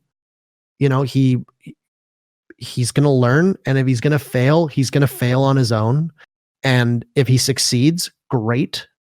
We don't necessarily support his path, but if he ends up, you know, if he finds the road along the way, then that's great. And I think just me being away for 2 years gave them a lot of perspective on, hey, the way that you view me as your son is not healthy for me, but also not healthy for you, because I think you set unrealistic expectations. And at some point, I'm going to move out. I'm not going to be your little baby at home living under mommy and daddy's roof for the rest of my life. You know, at some point, you're going to have to come to terms with the fact that I will decide what industry I work in. I will decide if I want to go to school. I will decide where I want to live. So I think just they you know, maybe had conversations with family, maybe they had conversations with friends, and never really asked, because honestly, I didn't really care. You know, if everybody wants their parents' approval, and I'm no different. I've been lucky to have it quite a lot, but I've also had lots of periods of time. We go back to school. The fact that they didn't originally want me to do, you know, radio broadcasting and journalism and stuff like that. I've dealt quite a lot with them not approving of decisions and choices I've made. And it's just something where it's like, you kind of have to realize that you prioritize yourself. I would much rather live with my parents' disapproval, but me being in a much better headspace and much more, in a much more enjoyable place in my life, than having my parents approve of everything I do and hating where I work and hating where I live and hating what I do. Yeah, I think that that's probably a good way to look at it. So I imagine that they didn't approve of a lot of the choices that you probably made, like moving out and doing that. Do you remember a time where after that, where they were really proud of you? Do you remember a time, like, I imagine that's got to be a pretty big moment after all that strife that you finally hit something and then they're like, wow, we're really proud of you. They didn't like that I took this job at all either. They really didn't like that too, because I was supposed to be going back to school. So I had enrolled and I'd been accepted into an urban and regional planning program at probably the best school for it in the country. I was going to be going down in September, and then I was just kind of like, yeah, see you later. I'm moving to Europe to work in an industry, you know, that my mother very derisively used to refer to as broadcasting to all your little friends and playing sports announcer. That's what she used to call it. And I was able to get a career out of it. And now she watches every single Pro League broadcast when she can. She created a Twitter account yesterday to get in on the fun, because she's been the butt of jokes involving some pro players. And she's met, either virtually or in person people before. And, you know, now she watches my streams. She's very supportive of it and she's proud of it. And I don't know when that changed. I don't know the exact time, but I just think, you know, she's gotten older. You know, you come to terms with things. You don't hold grudges. Like she definitely can hold a grudge, but I don't think she has that meanness or that coldness in her heart. She's always been a very loving woman. And I think over time, she came to terms with the fact that I'm going to do what I want to do. She has to deal with it, or she's going to hate it and it's just going to eat her alive. And I think seeing that I'm succeeding, I think you can say that in this industry, I'm succeeding in this community, and I'm I'm in a much better place than I think she ever envisioned, because I think her judgment and her disapproval of me getting into esports was not born of a hatred of the industry. I think it was born of ignorance of how big the industry was. I think she saw it as like, this is a dead end job. It's going to go nowhere. There's no money in it. There's no career paths afterwards. You're going to move to Europe and you're going to broadcast like a couple hundred, maybe 1,000 people. You're not going to get paid. You're basically putting your life on hold. And now, now she sees the industry, because she's become more acquainted with it, which a lot of people aren't acquainted with esports. They don't know how big it is. To the point where my dad at work now will like make casual conversations, and like some of the younger guys he works with will be like, yeah, we play games. Yeah, we know about esports. Yeah, we know about this. And then my dad will come home and my dad will be like, he's like, what's that? A couple of buddies at work were talking about that game that's got like multi-million-dollar prize pools. And I was like, I'm probably talking about Dota. And he's like, well, he was talking about the one like with the biggest, he's like, they said it had like the biggest prize pool in history. Yeah. And I was like, oh, you mean Dota? And he goes, what does that stand for? And I was like, Defense of the Ancients, blah, blah. And it's like, both of my parents have taken a considerable interest. And it's like, my mother will put on Twitch on the TV when there's events and stuff like that. And my dad will watch it while he's cooking or making food, and she'll sit and watch. And it honestly, it kind of chokes me up inside, because it's like, much of my life, the immediate approval of what I wanted to do was not there from my mom. My dad was maybe a little bit more inclined to support things cautiously. But overall, most of the time, my mother would say, like, I don't like this. Whether that was just simply her playing devil's advocate or not, I don't know. Maybe she did actually support it, but she just wanted to be a counterbalance to me, my unbridled enthusiasm to do something. But, we've had a couple conversations over the last year, 2 years, et cetera, where she's like, I'm really proud of, how far you've come and the success you've had and the way that, people look up to you and all that. And she goes, she's like, I'm very proud of that. That's gotta mean the world to you. Like, that's gotta be a lot. It means a lot. Some of the best feelings that you could probably get. Like, it's gotta be. I'm guessing that's probably up there on like the list of feelings that have been generated. Because like, even thinking about it now, I'm like, yeah, when my parents like congratulated me, because they were very skeptical. Yeah. For which, to be fair, I don't blame them. I remember one time I did like a PowerPoint trying to explain, I literally built them a fucking PowerPoint to try to explain to them what esports was, like, early on. Yeah. And I was like, okay. So, they didn't get it. I mean, my mother's always been she's always been like decently hip and current. They both have been. We've always had new technology in our house, and she's always been, very understanding and knowledgeable about that. But I mean, esports is it's so weird to most people. Like, they just don't know what it is. It makes dating a challenge. It makes getting through borders a challenge. It makes for painful dinner conversation at family gatherings. And it's not an easy thing to discuss. Yeah, not at all. So you're out west, and you kind of get your college experience. I actually had Sir Scoots on here, and he also worked for a mountain. He actually worked for a mountain resort, and he kind of told me some. I imagine it was much like college and the fraternity life, and like lots of drinking, lots of partying, because there's lots of tourists. I imagine that's pretty much what it was. Do you have any like notable stories though? Like this is the story that is amazing, and this is the one that if I was going to tell one story to encapsulate my experience here, this is the one. Oh boy, there's a lot.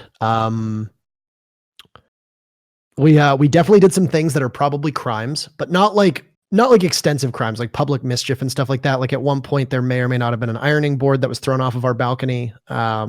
As an example, which I believe it would probably be like a ticket for mischief or something like that. I don't really know. It was grounds for eviction, but we managed to get out of that one. I mean, I don't really know if there's like one defining story. There's a lot of just like really good moments. I won Employee of the Month while I was out there. Somehow this will probably be the story. So at the start of the summer, okay, my birthday is right at the beginning of July. My one roommate who I've known since I was 13, his birthday is a couple days after mine. And then our other roommate, his birthday is a week after that. Okay. So you can imagine. And then Canada Day is right before my birthday as well. Oh God, that week is gone, isn't it? That entire week is just gone. Basically that month is gone at that point. And so we have this scenario where, we party on the 1st, we party on the 2nd, we party on the 3rd, because why not? As we party on the 4th, because 4th of July, fuck it, whatever. And basically what happens is we get a room at a sister property, a really, really nice sister property. And these rooms are like usually $1,000 each. They're suites. It's in the middle of summer, peak tourism season, extremely expensive. And we get 3 rooms. Okay. And we have there's 20 to 30 of us that go out there, and we cram 10 people in each room. And we're drunk, we're partying, we're in this suite, and we're partying with all the windows open. And we get, knock on the door, and we're getting kicked out by security. And we're basically told, you guys got to go to the bar, or else you're going to have to find another place to stay. Now, because we got it through our staff discount, all of that gets noted on the record, and we all get in a heap of trouble.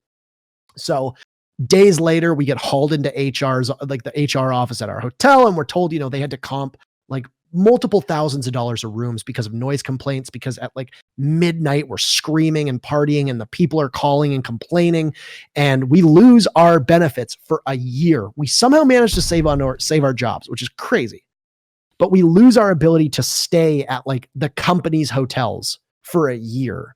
And we get in a boatload of trouble. There was, like I said, thousands of dollars of rooms that had to be comped because they had to comp multiple nights.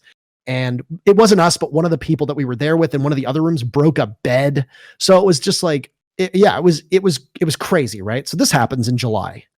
Then in August, there's the scenario where an ironing board magically goes off of our balcony, and we don't know. I mean, still to this day, we don't know who did it 3 times. But anyway, so there ends up being a security report, and we almost all get evicted.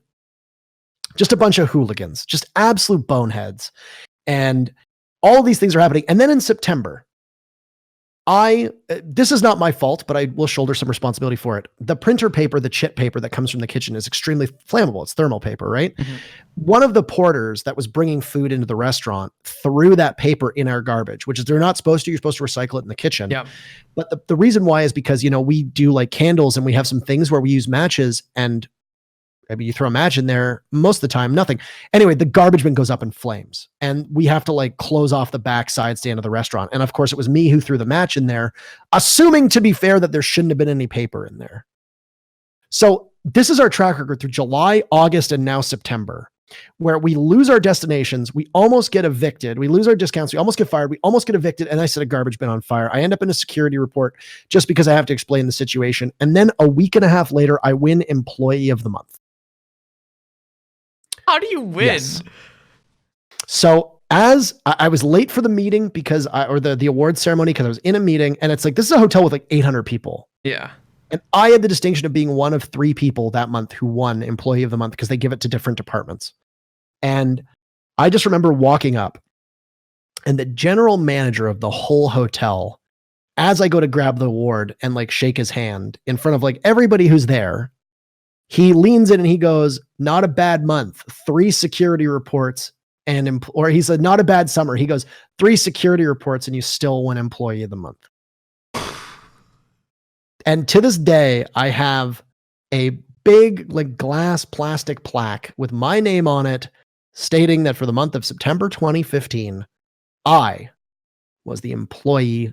Did they draw those things from the fucking hat? No, I am still in just as much disbelief as you are, which then made me get nominated for Employee of the Year, which is hilarious. I don't know. It's inconceivable to me. Yeah. This stuff makes no sense. But that's basically everyone else.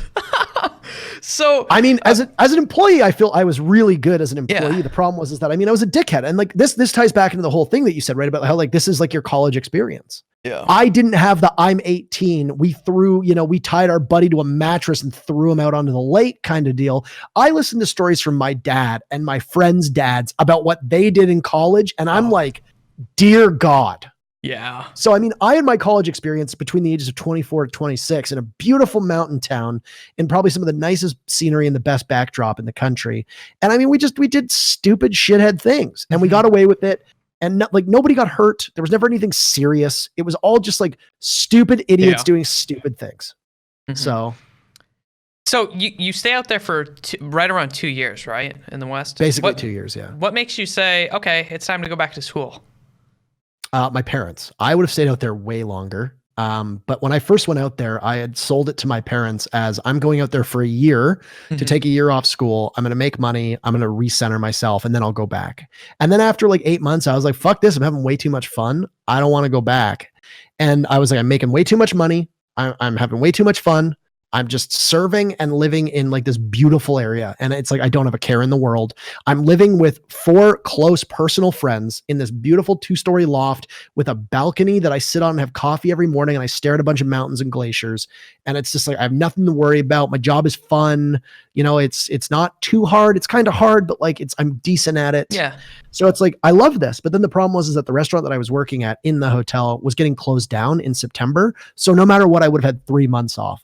So I was looking at 3 possibilities. 1, go on a very long extended vacation. 2, move to another outlet altogether. Or 3, just temporarily work in a bunch of other different outlets, like the deli or whatever. And I was like, the restaurant I worked at was reopening as another restaurant. So I felt like the vibe would have been different. And a lot of the staff was leaving and a lot of the management had left. And it was like, I felt like it would be kind of sterile and it wouldn't be like, it would be more more corporate culture than it was like casual. Like we were the most casual restaurant in the whole place, which is great. I could roll up my sleeves, you know, I could be relaxed. This was going to be far more formal. And I was like, I don't know if I would be well suited for that. You know, I'm enjoying it, different spirit. And then it's like when it reopens, it's like November, it's winter, it's like cold. There's sunlight for like 7 hours a day. I was just like, you know what? I might as well go back.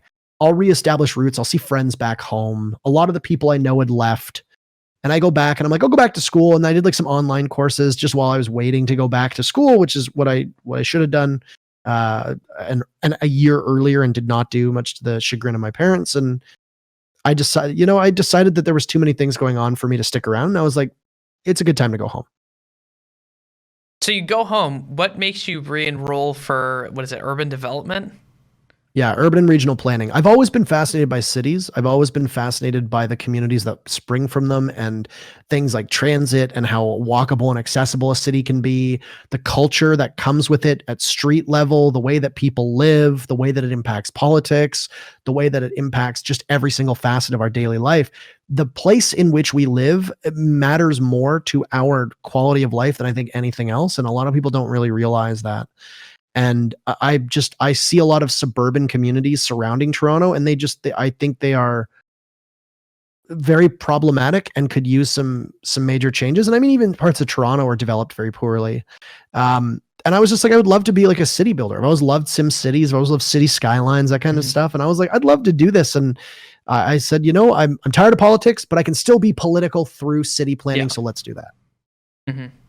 So you start doing that. Was there a point where you were like, oh God, I don't really want to do this again? Because you obviously started to be involved in like Call of Duty and Rainbow Six and all of that. Like, were you into it when you first started, or was it like, this is another thing that I just have to do?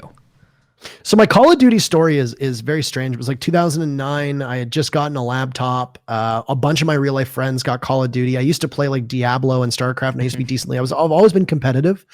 And I was on like a Diablo dueling team and stuff like that through like D2JSP. I was in one of the guilds on there as well. And it was like, I get Call of Duty, and the next, I end up being very good at it. And then we end up being a team that's top of the charts on TWL. We end up getting invited to MW2T. And it's like, I call myself like a professional player because at that point on PC, there was no higher level.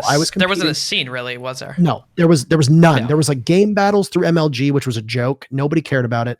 Everything involving Call of Duty and Halo at the time were all obviously on console, especially Halo, obviously, because it wasn't on PC. But with Call of Duty, it was like on PC, I played at the highest level, but I kind of hesitate to call myself a professional now because it's like, I never made any money off of it.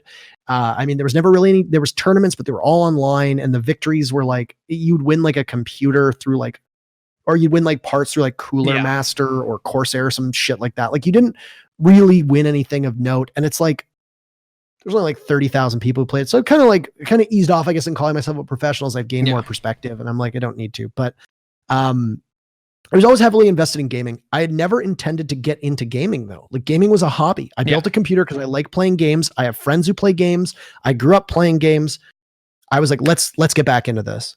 And I'm basically just killing time It's shoulder season. I'm in between jobs. I'm waiting to go back to work at this finer dining restaurant, but they're not busy because obviously like nobody's eating out in like March, April, May. You wait till around the summer, and they don't really need extra staff. So I'm like, I got some time to kill. I'm just going to play video games, kind of schmuck around at home. And then next thing you know, slowly but surely, there ends up becoming a greater and greater possibility of me working in esports and in gaming. And I mean, growing up, I'd always wanted to be like a games tester, like working in like IGN or being a reviewer and like that kind of stuff. I've always idolized those people. And all of a sudden, the idea of working in an industry that as a kid reading Nintendo Power and EGM and all that jazz, the possibility of that happening started to get larger and larger. And I was like, should I do this? Like, should I drop out of a degree that I haven't gotten back into yet? And move to a foreign country on another continent. So you got that offer before you even started school then? Yes. So I had been accepted to school in, I want to say probably like early August. I got word that like I enrolled really late, and it was like I got in like through the continuing education program because I'd been out of school for so long, and that was the path of least resistance. So I was like, fine, I'll get in. And then I'm basically ready to start classes at the start of September. And then it's like the first week goes by, and then next thing you know, I literally just get a call. Well, I guess a Discord DM in this case. I mean, and it's like, hey, Kick says that you'd be interested. Were you interested? Let's set up a phone call and talk about this. And I'm like, okay, let's do that. And within a week or two, I'm out there. I imagine that conversation was much like you're moving to West with your parents, wasn't it? Like, next week I'm leaving. I'm going to Europe. It might have even been less than that, because I feel like once I committed and said, yes, I'm doing this, it was a Tuesday or a Wednesday, and I flew out on a Saturday. And I hadn't even told my job I quit. I'm still working at this. I'm still working as a server at this restaurant. You know, I basically call them on like Wednesday afternoon, and I'm like, hey, so I can't come in for my shifts on Saturday or Sunday or ever again. So like, I'm leaving the continent to go work. And they're like, and the funny thing is I stayed on because they sold the business at around the same time that I left, which ended up being very convenient timing. And because I was only brought out on a short-term contract from like, it was like September 25th to like November 30th was my contract with ESL. And then we weren't back, because this is before we did full year seasons.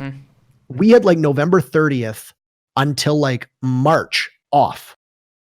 So I went back to that job serving and started streaming in the meantime. But I mean, I was an affiliate, and I ended up getting partnered or something like that in like November. So it was like, I wasn't making any considerable amount of money to live off of. And I went back to serving for like a couple months while I was like in between. And then like March came around, March 2018, after 6 Invitational, I ended up there. They're like, we want to bring you out full time. We want to sign you to a 1-year contract. And I was like, let's do it. And I've been in this apartment since. Nice. So kind of looking at Rainbow Six, obviously they announced that there's going to be a $3 million prize pool for 2020.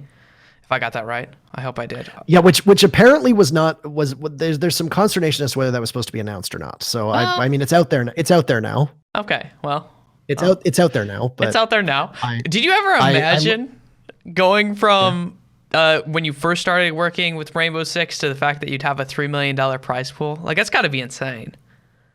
No, I mean, even when they first told me how much money I was making, I didn't like believe that there was this much money. Like, I mean, I hate talking about money because I mean, it's nobody's business, but it's like when I was offered the salary, I was not aware that there was like that much money in esports. I figured it would be like the kind of thing where it's like, you know, you make like maybe like a grand or two a month, like kind of deal. And it was like, damn, okay. And then it's like, you see these prize pools are like hundreds of thousands of dollars and millions of dollars. And you hear that, you know, certain pro players are getting paid like 4, 5, 6 grand.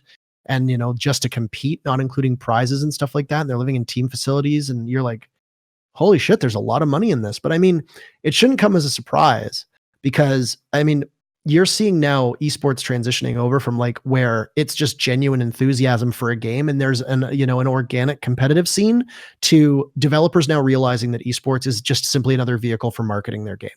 So they pump money into it, and as they're pumping that money, they're expecting to see some kind of return on it. So Looking at esports, obviously the different games are very different as far as like their impact and their like effect on things.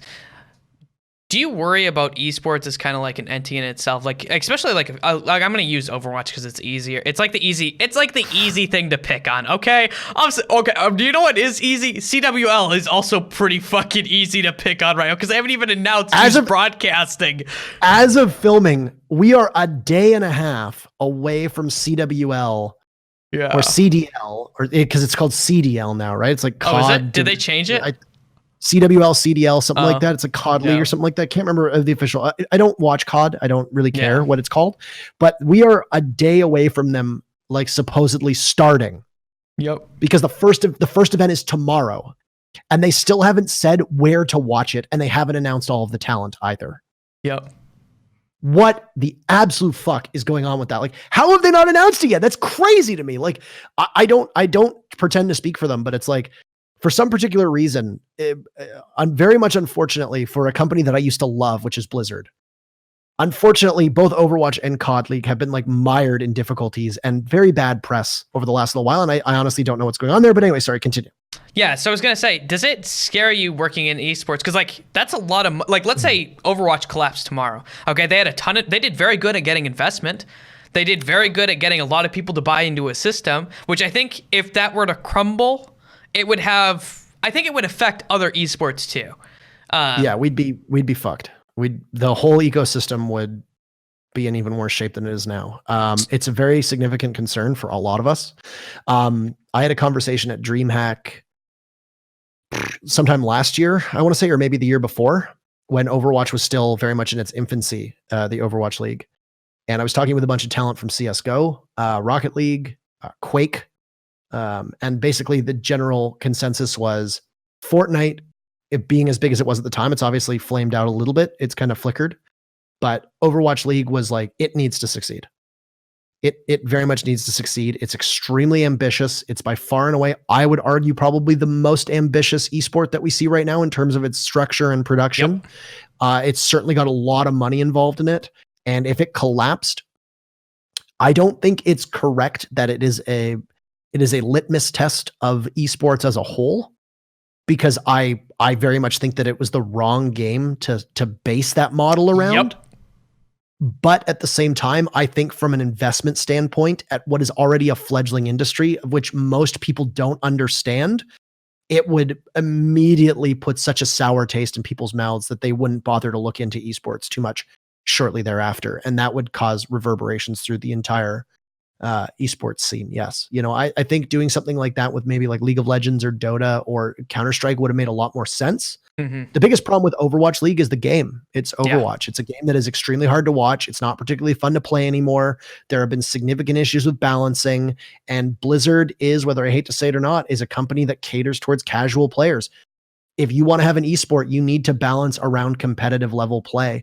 And you see way too many times players in Overwatch complaining about GOATS meta, Mercy being omnipresent for a year?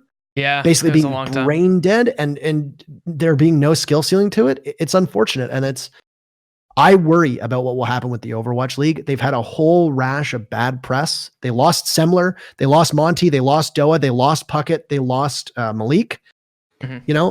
And it's like it's crazy to me, because reading like the competitive Overwatch subreddit, they're like hailing these decisions. They're like, yeah, we're getting rid of the people we don't like. And it's like, you're fucking insane if you don't think that regardless of their talent, that Monte Cristo or Semler or Puckett brought massive legitimacy to this league.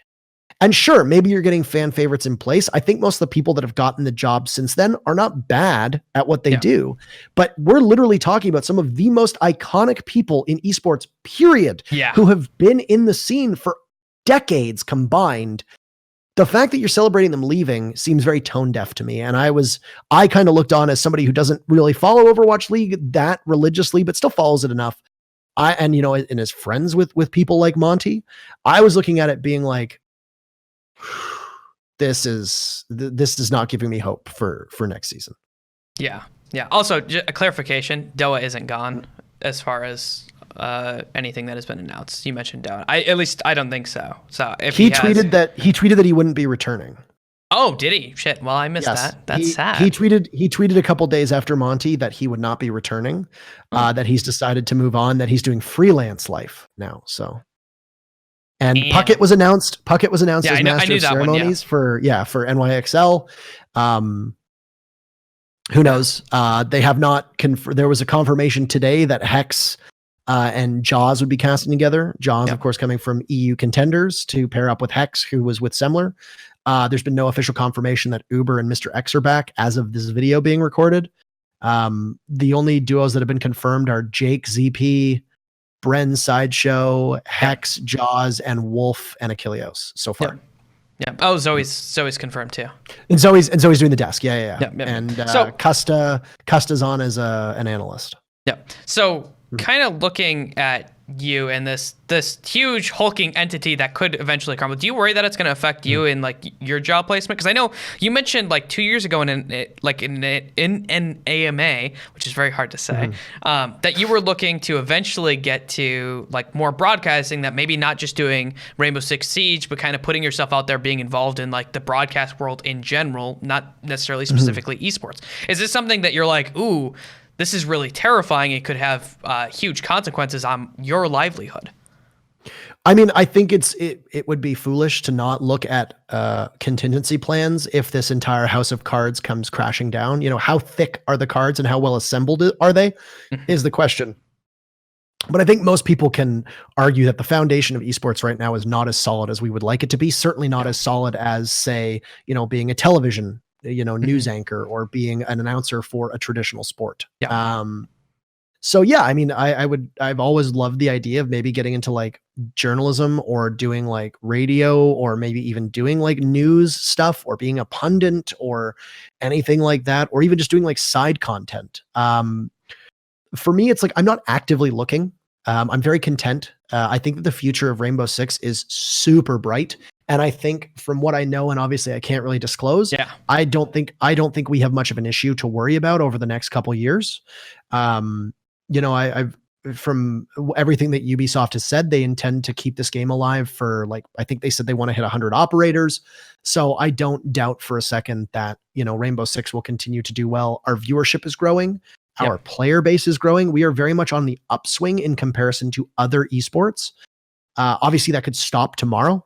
There's no saying that the next patch doesn't drive half the player base away. We don't know that, right? There's a lot of uncertainty, but I am very confident from what I know of what comes next and, like how this game is growing. Even just looking back on the last 6 months, I'm very confident with where we are. And it's like, I'm not by any sense of the word, am I looking at a contingency plan anywhere near, in the near future. I'm very happy with where I am. I love casting with Kicks. I love doing what I'm doing as a commentator, and I don't intend to stop anytime soon. Awesome. So one of the things that we kind of briefly talked about earlier was like your guys' skill as casters in Rainbow Six. And I want to rephrase the question in a kind of a cool way. Okay. Do you think that because you're in a position where you have to do color casting as well as play-by-play casting to fill that kind of void that is there just because of the way that the game is made, do you think that that gives you a unique set of skills that maybe other people really don't have looking across the esports? Because you're kind of required to know how to do both. I think, and I'm sure the CSGO people will disagree with me here, and I'm sure the Overwatch people will disagree with me here, but I like to think that I have a pretty good understanding of most of the FPS esports titles right now. And I think when you look at the requirements involving like mechanical skill, game sense, abilities, the ability to make a decision on the fly, teamwork, etc., I think it's fairly safe to say, and then the game itself, I think it's fairly safe to say that Rainbow Six is the deepest, probably the most cerebral, big brain shooter that's on the market right now in terms of an esport. I think that your understanding of the game in Rainbow Six needs to be deeper just because of all the things going on than the other games, that we typically see FPS wise. And as a caster, I think you need to be very well prepared for a given play day, because not that I think I could cast Overwatch and CS:GO. I don't think I could. And their casters are incredible, and I honestly believe that CS:GO has the biggest assembly of casting talent on the planet. I think that when you look at it, in my personal opinion, I think the casting talent in CS:GO is the gold standard. I think it's a very easy game to watch. I think it's a very easy game to understand. I don't think, I don't want to say easy to understand. I think it's very intuitive to understand. Yeah, I think it's easier for casual basis to get into it. Yes. It seems very straightforward for a casual viewer, but the depth in CS:GO is insane. And there's still things being figured out about this game, be it smoke locations, be it boosts, etc. There's still things being discovered about this game years and years after release that you're like, it's a big brain game. And a lot of people don't give CS:GO the credit that it deserves. Same with Overwatch. There's a lot of theory that has to go into that. So by no means am I saying like, I have to be better at my job than an Overwatch or a CS:GO caster. But I think that in CS:GO and Overwatch maybe shares, I think, a little bit more similarities to us because there is a lot of downtime in Overwatch, and both casters that I've listened to, every single Overwatch League duo has to have a very strong understanding of the game. Yeah. Not that I think other esports don't, but in Rainbow Six, we kind of blend the lines between traditional duos. Mm-hmm. We basically have two.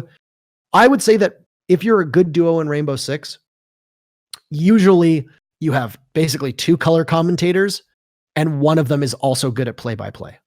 Is basically the way that I see it. And some maybe both of them are good at play-by-play, but in Rainbow Six, you can't really have a caster not know the game because there's just so much time in a given round where you can't fall back on play-by-play that you need to have an understanding of the game to fill the 2-3 minutes that you see of downtime, and you'll get exposed very quickly if you're not very knowledgeable.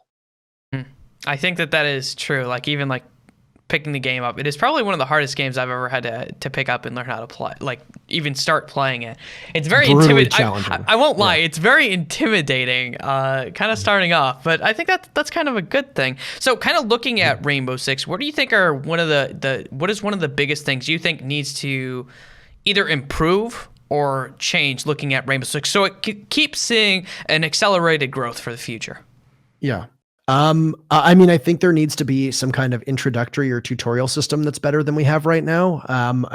I think that this game was extremely challenging for me to get into, and I got into it in its first year.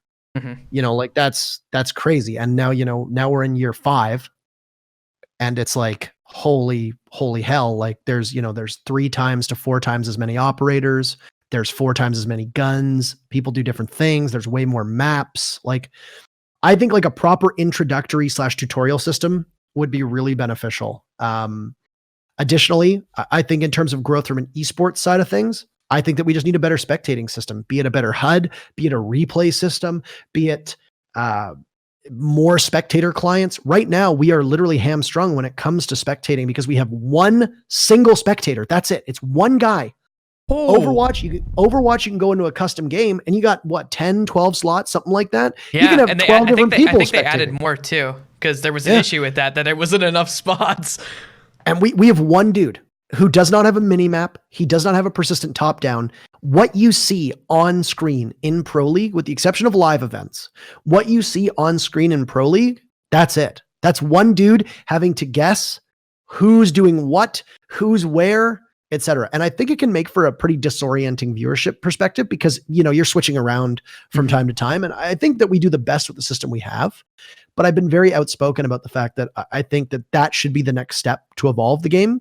Ubisoft has done an excellent job, I think, of making the game easier to understand in regards to the newcomer playlist, tips on operators and stuff like that. The new Road to SI playlist gives you like a good example of like what operators do with like the lore being hard baked in. And now like Harry, the new Rainbow Six guy, basically explaining things. But there was a period of time where a lot of people didn't believe Rainbow Six was going to last more than a year. Yeah. The game was not necessarily built on the foundation of having a burgeoning esports scene that is probably right now, I would say, is like tier 1.5. I don't know if we're a tier 1 esport yet. I would say we're more tier 1.5. I don't think they expected that. I don't think they expected, was it 50 million players or whatever they just announced? Like, I don't think they expected that either. There was a period of time where people thought this game was dead on arrival. And, we were having 1,000, 2,000 people watch Pro League and that was it. And now, as of last night in Europe, we had over 40,000 viewers on just an online component of Pro League. Mm-hmm. So I think we're beating expectations. And as a game, we need to catch up to that success. And there's things they can do. But the biggest issue, as you pointed out, it needs to be easier for newcomers. If you want to play Rainbow Six today, you need to have some kind of resources at your disposal to help you, because of the fact that you're going to be overwhelmed. And if you're overwhelmed, a lot of people will see that as a challenge, but a lot of others will see that as a means to stop playing the game. Mm-hmm. So one of the things I wanted to ask you about your system, obviously you have some pretty big teams that are involved in Rainbow Six Siege. Do you want to see more investor money come into Rainbow Six, or do you want it to be more of an open system where anyone can play and anyone can just claw their way up to the top? I'm probably more inclined to support a franchised model than a lot of others are. A lot of people then turn around and say, you know, like, oh, well, what about these stories about where this team comes out of nowhere and, you know, blah, blah, blah, and, you know, they grind their way through and then they make it into pro league, yada, yada, yada. I think that's great and all, but it's like, I think those storylines, you're exchanging history, you know, like you look at a team like, let's say, for example, you know, like, let's just make up that the Dallas Fuel wins every single Overwatch League event that's ever existed. It doesn't really matter who's playing on that team. Just playing for Dallas Fuel means that there's going to be a huge amount of history there. There's storylines that you can play off of that, and you've so much more to draw from. Now, in our current system, it's like Rogue had a team in NA for multiple seasons. They get relegated, and now they pick up an EU team. For the casual viewer, that's confusing as hell. First and foremost, they're like, why is Rogue in Europe now? Did the players move? Mm-hmm. What players are on this team? You combine roster moves with like actual like org moves, and it's very hard for casual viewers to do that. And the problem is that you get like the long-term like hardcore viewers who gatekeep, and they're like, well, how hard is it? Like, it's not hard for me to like just, and it's like, yeah, but the average person's just going to tune in and tune out, man. Like, they're not going to go on Wikipedia and schedule their day around Pro League. They're going to be like, when does Bolo play? And like, that's all they're going to care about. They don't give a shit who's on Rogue or whatever. I like an open system a lot. Don't get me wrong. I don't like it from a talent perspective in terms of travel, because I don't want to travel a lot. I mean, I'm 29 years old. I like traveling just fine. But if you came to me and you're like, you're going to travel a lot and work tons of events, or you get to live like a routine and have consistency, and you know, you're going to get paid the same, you're going to do the same amount of work, but one of them allows you to live in the same house for, you know, 2/3 of a year and have the comforts of home and cook your own meals and not be jet lagged. I'm taking this one every fucking time. Oh yeah. And I think most casters are. And I think that's also like, if you look at some of the talent that left Overwatch, they said the same thing. They're like, we have a desire to live more normal lives than somebody who's constantly on the road. It takes its toll, right? Yeah. So from that perspective, I think that's good. I think there's benefits to both. And I don't really have like I like open systems. I like that CSGO has multiple TOs competing. I like that some teams are at events and others aren't. I like that you'll have a finals that will be 4 of the strong teams and then a bunch of new faces. And then literally a day later, you've got another event starting with another 5 teams that are great and 3 teams that you've never heard of. It gives more opportunity for talent and teams to get exposure. But then at the same time, I look at like a not just a franchise model, but more a consistency where there isn't that volatility.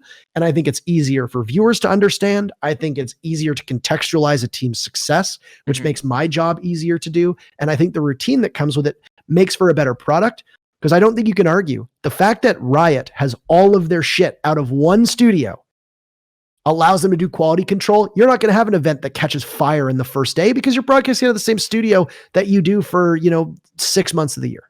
Yeah. So it's better for the viewers. Yeah. Yeah. I agree with that. I think that's good. So believe it or not, we've been here for 2 hours almost on the dot. It's been fun. Damn. I know. It has been a lot of fun. That's what I like. I like it when you lose track of time. I feel like that's when you know it's been fun. So I have one. I genuinely had no idea what time it was, by the way. Yeah. So now I'm looking at it. Yeah, it's crazy. Sorry, you one last question you said? Yeah, one last question. It is arguably the hardest or easiest, depending on who you are. Okay. Shit, okay. So, and this is actually the only question that I actually do ask every single time.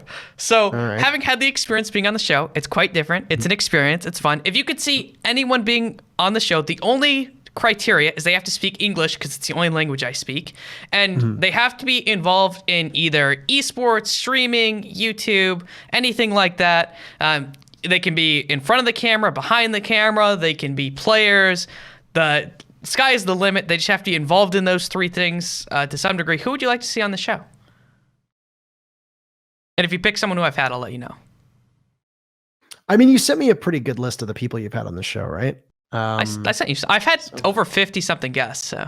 Okay, so you didn't send me 50 names. You sent me some pretty. Yeah, eight or nine. Yeah. Yeah, that's because when I'm doing a sales deck pitch, I need to give you like the ones who are like. I'm gonna go with somebody that I don't think anybody else probably has said on here, and I don't know if you have them. I'm gonna say DJ Wheat.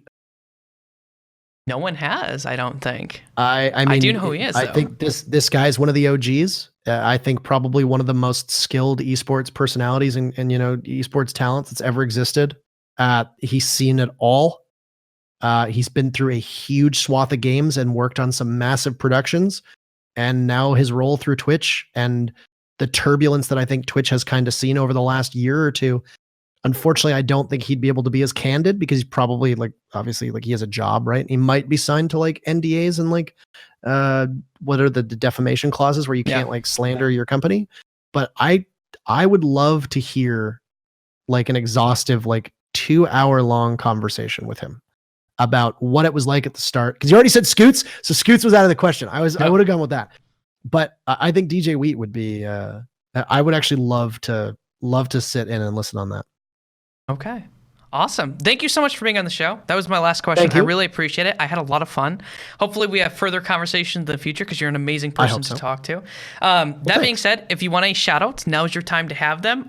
It's towards the end, but I mean, if you want them, you got them. I mean, my personal Twitter, I don't know if you linked them in the video or not. I will. If people want to follow them, then they'll be there. In this case, the only real shout out I can have is that right now we are literally in the midst of a portion of our world burning, and that is Australia. If anybody is looking to be charitable this year, instead of me shouting out myself, donate to the Australian wildlife or wildfire relief in any capacity. And if you don't want to do that, something that's closer to home for me is just donate to a cancer or diabetes charity. Just do that. That's I don't need to plug myself. It's fine. I think it's more important that people donate their energy to, instead of following me and digesting my content, that they care about the world around them. Awesome. I think that is really awesome. Thank you so much for being on the show. I really appreciate it. For everyone out there, this has been The Minds of Media. My name is Blake Panashevitz, and until next time, I hope you all have a wonderful day. Thanks for having me.